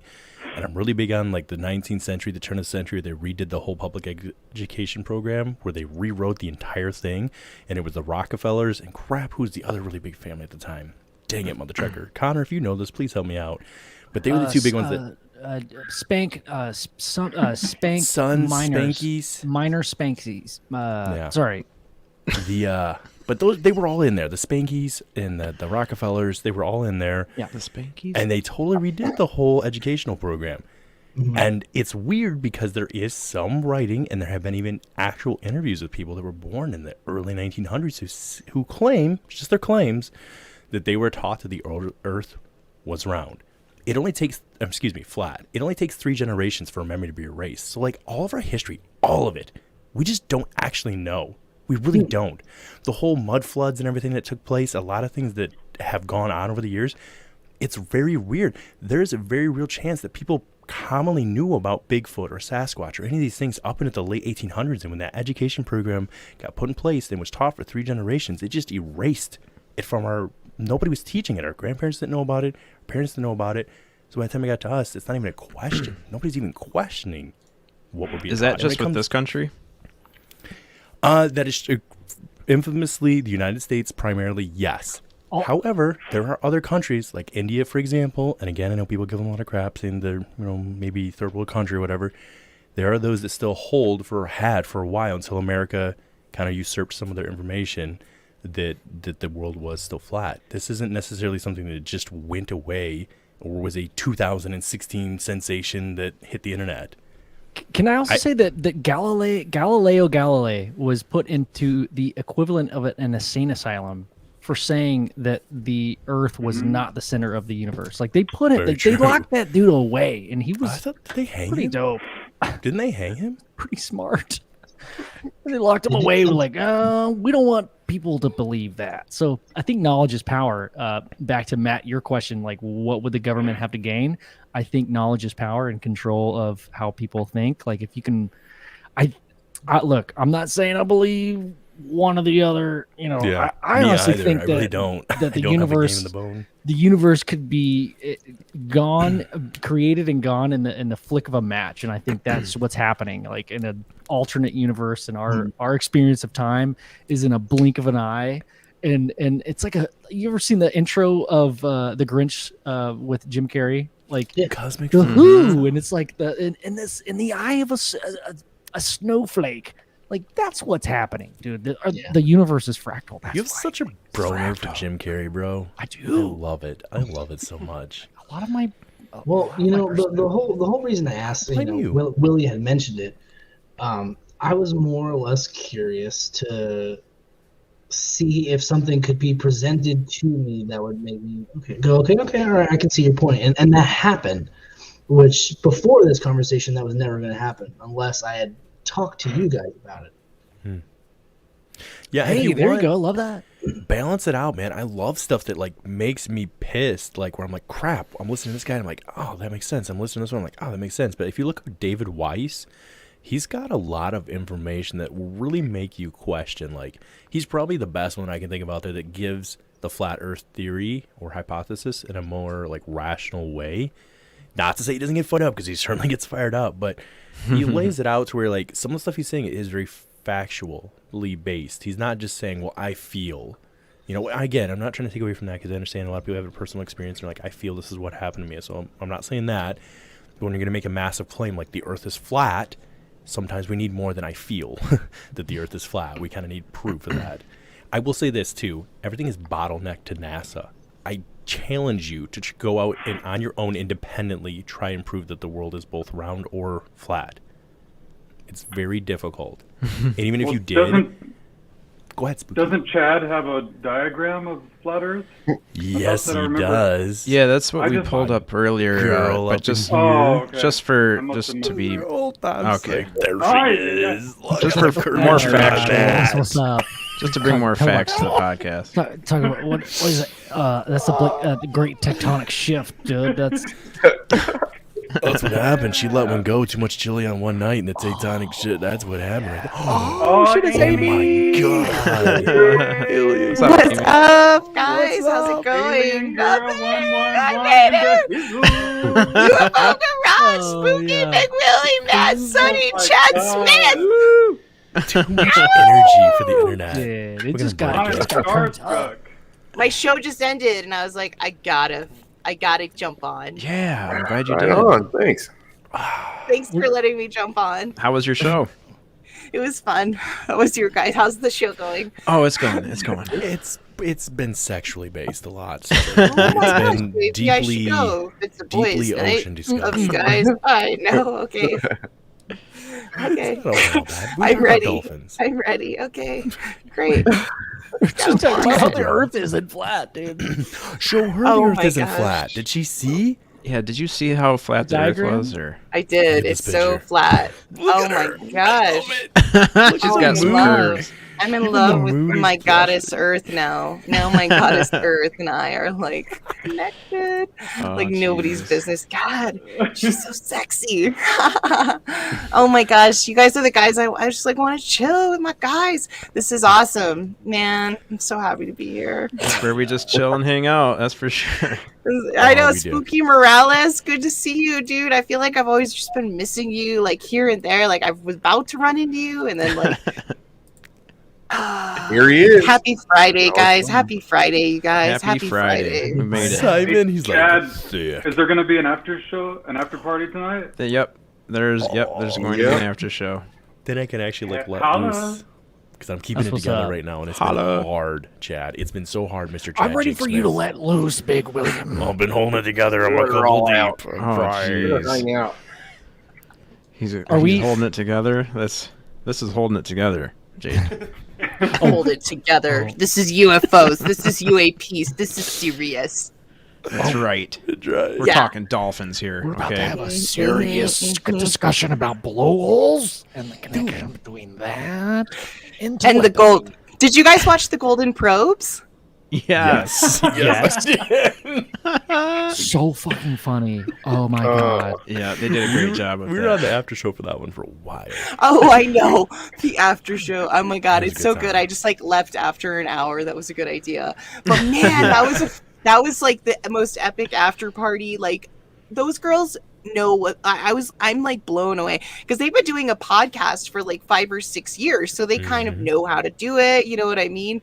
And it's just really cool to see them like unroll it onto YouTube because they know all of the like skill sets. And like, you know, Jamie experiments with like a short film, and then like a really like what they created was so freaking funny because all of us are so niche. We all know the same damn things, and that's why we all hang out. Because no one else knows what we're talking about, you guys. All of us here in the chat and in this, we know Lua Elizondo, we know disinformation, we know whatever weird little Zimbabwe incident that ever happened in the 90s. We know it, you guys, and it's just really cool. Anyway, sorry, And, that was a rant. The girl Spooky was brilliant with the work she did. I mean, she is so talented Mm-hmm. Yep. with all the Yeah. A lot of work visuals went and into that. video. Yeah, Yeah, she is. those like individual intros and stuff, like all those animations were so legit, y'all. Like, oh my god, they crushed it. I had What about no Daddy idea Dolan? Yeah, Hashtag Daddy Dolan was I got to announce the winner for that one. I saw that. UFO I felt so Dad. cool. was I felt awesome. so cool. I love that so much. I was like, I'm part of the Golden Probes. I was I had a little cackling. Twitter fight about it, but that's fine. It was worth it. I don't even go on Twitter. I go on like every You 3 weeks to shouldn't, see if 'cause someone's messaged me, and I've been tagged and stuff, but I don't look at it. Only if you No, message I me love on Twitter. will I go look. every day, and I actually probably go to Twitter like every 4 hours. I'm addicted to Twitter. I freaking love it. So I'm on Twitter like every 4 hours. If I don't respond to a direct message, you guys, it's because like I'm trying to think through fucking life. Hmm. And if anybody else Hard. understands. Shit. So like I want to give you like a really good direct message back, but like sometimes it takes me time Hmm. to think this out. Like I think everybody's Champ legitimately Bailey. understands that. Anyway, so I'm addicted to Twitter, and yeah, whatever. Like, so is everybody else, I guess. Not really. Not figured it Ben, out but yet. Willie. I think Spooky. No, you're not. I don't think you really have a Twitter addiction, Matt. No, Sonny. Do you have a Twitter addiction? Okay, Matt? I guess I'm alone. Kind of. I guess it's just me. Don't leave her Raise hanging. your hand if I you haven't go figured out how on. to work it yet. Raise Amy. your hand if you go on hashtag UFO Twitter. I stopped Raise your doing hand. that. Oh, okay. stopped So doing it. no. I did one time means because I thought you it was don't have a Twitter. trendy. Oh, okay. I thought it was edgy. It And I was is. like, It's very- hashtag UFO edgy. And I put it wrong and it tagged the wrong thing. I clicked on it later and it was like some other video. I did it wrong. But I tried. That's awesome. Hard. It's had. I mean, I love UFO Twitter. I'm going to be on UFO Twitter forever. But like, you know, it's kind of defined itself, and I think there are newer, better hashtags around the corner. Yeah. So we'll like see what hashtag happens. butt stuff and Oh, hashtag golden hashtag butt probes. stuff.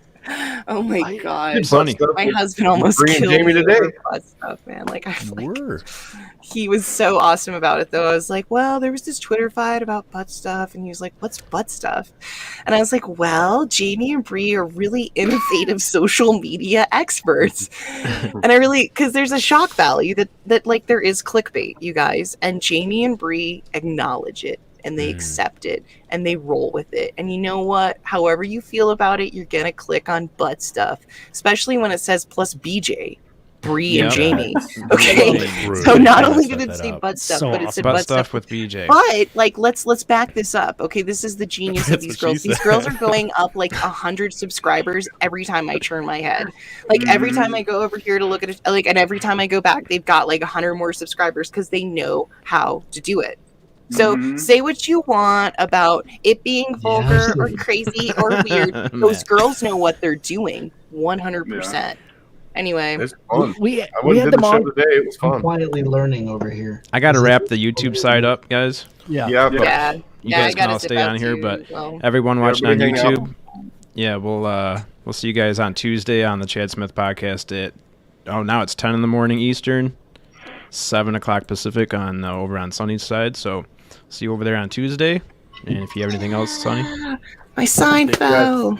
Thank you guys for hanging out. And Yeah, because The big Mr. Dave phone Scott home. is Yeah, live thanks with for letting our me jump on. Keith Andrews this evening. that's right. We're talking the goodness. consortium. Dave Scott show Dave Scott. right after right now. Actually, Dave Scott started a minute ago. Yeah. So Yeah, put a he's hit live, out on so. it. Bye, Timmy. Also, go check out Squatch in South Florida and subscribe to Matt's channel. We really appreciate that. Yeah, I definitely will. Thank you guys. I appreciate it, and everybody who came out for me tonight. Much love to you all. Fun, And man. Love you guys, man. also, You guys are Yeah. so cool. thank you, Bree and Jamie, for the $6.66 donation at the you. beginning of the show. We really appreciate you guys. They Yeah, must have that done was between awesome. 69. Let's be honest. 69. That's my next donation. All right, we'll see you guys next time. Thanks for hanging Peace, out. Thank you, guys. guys. See you later. Peace. Bye.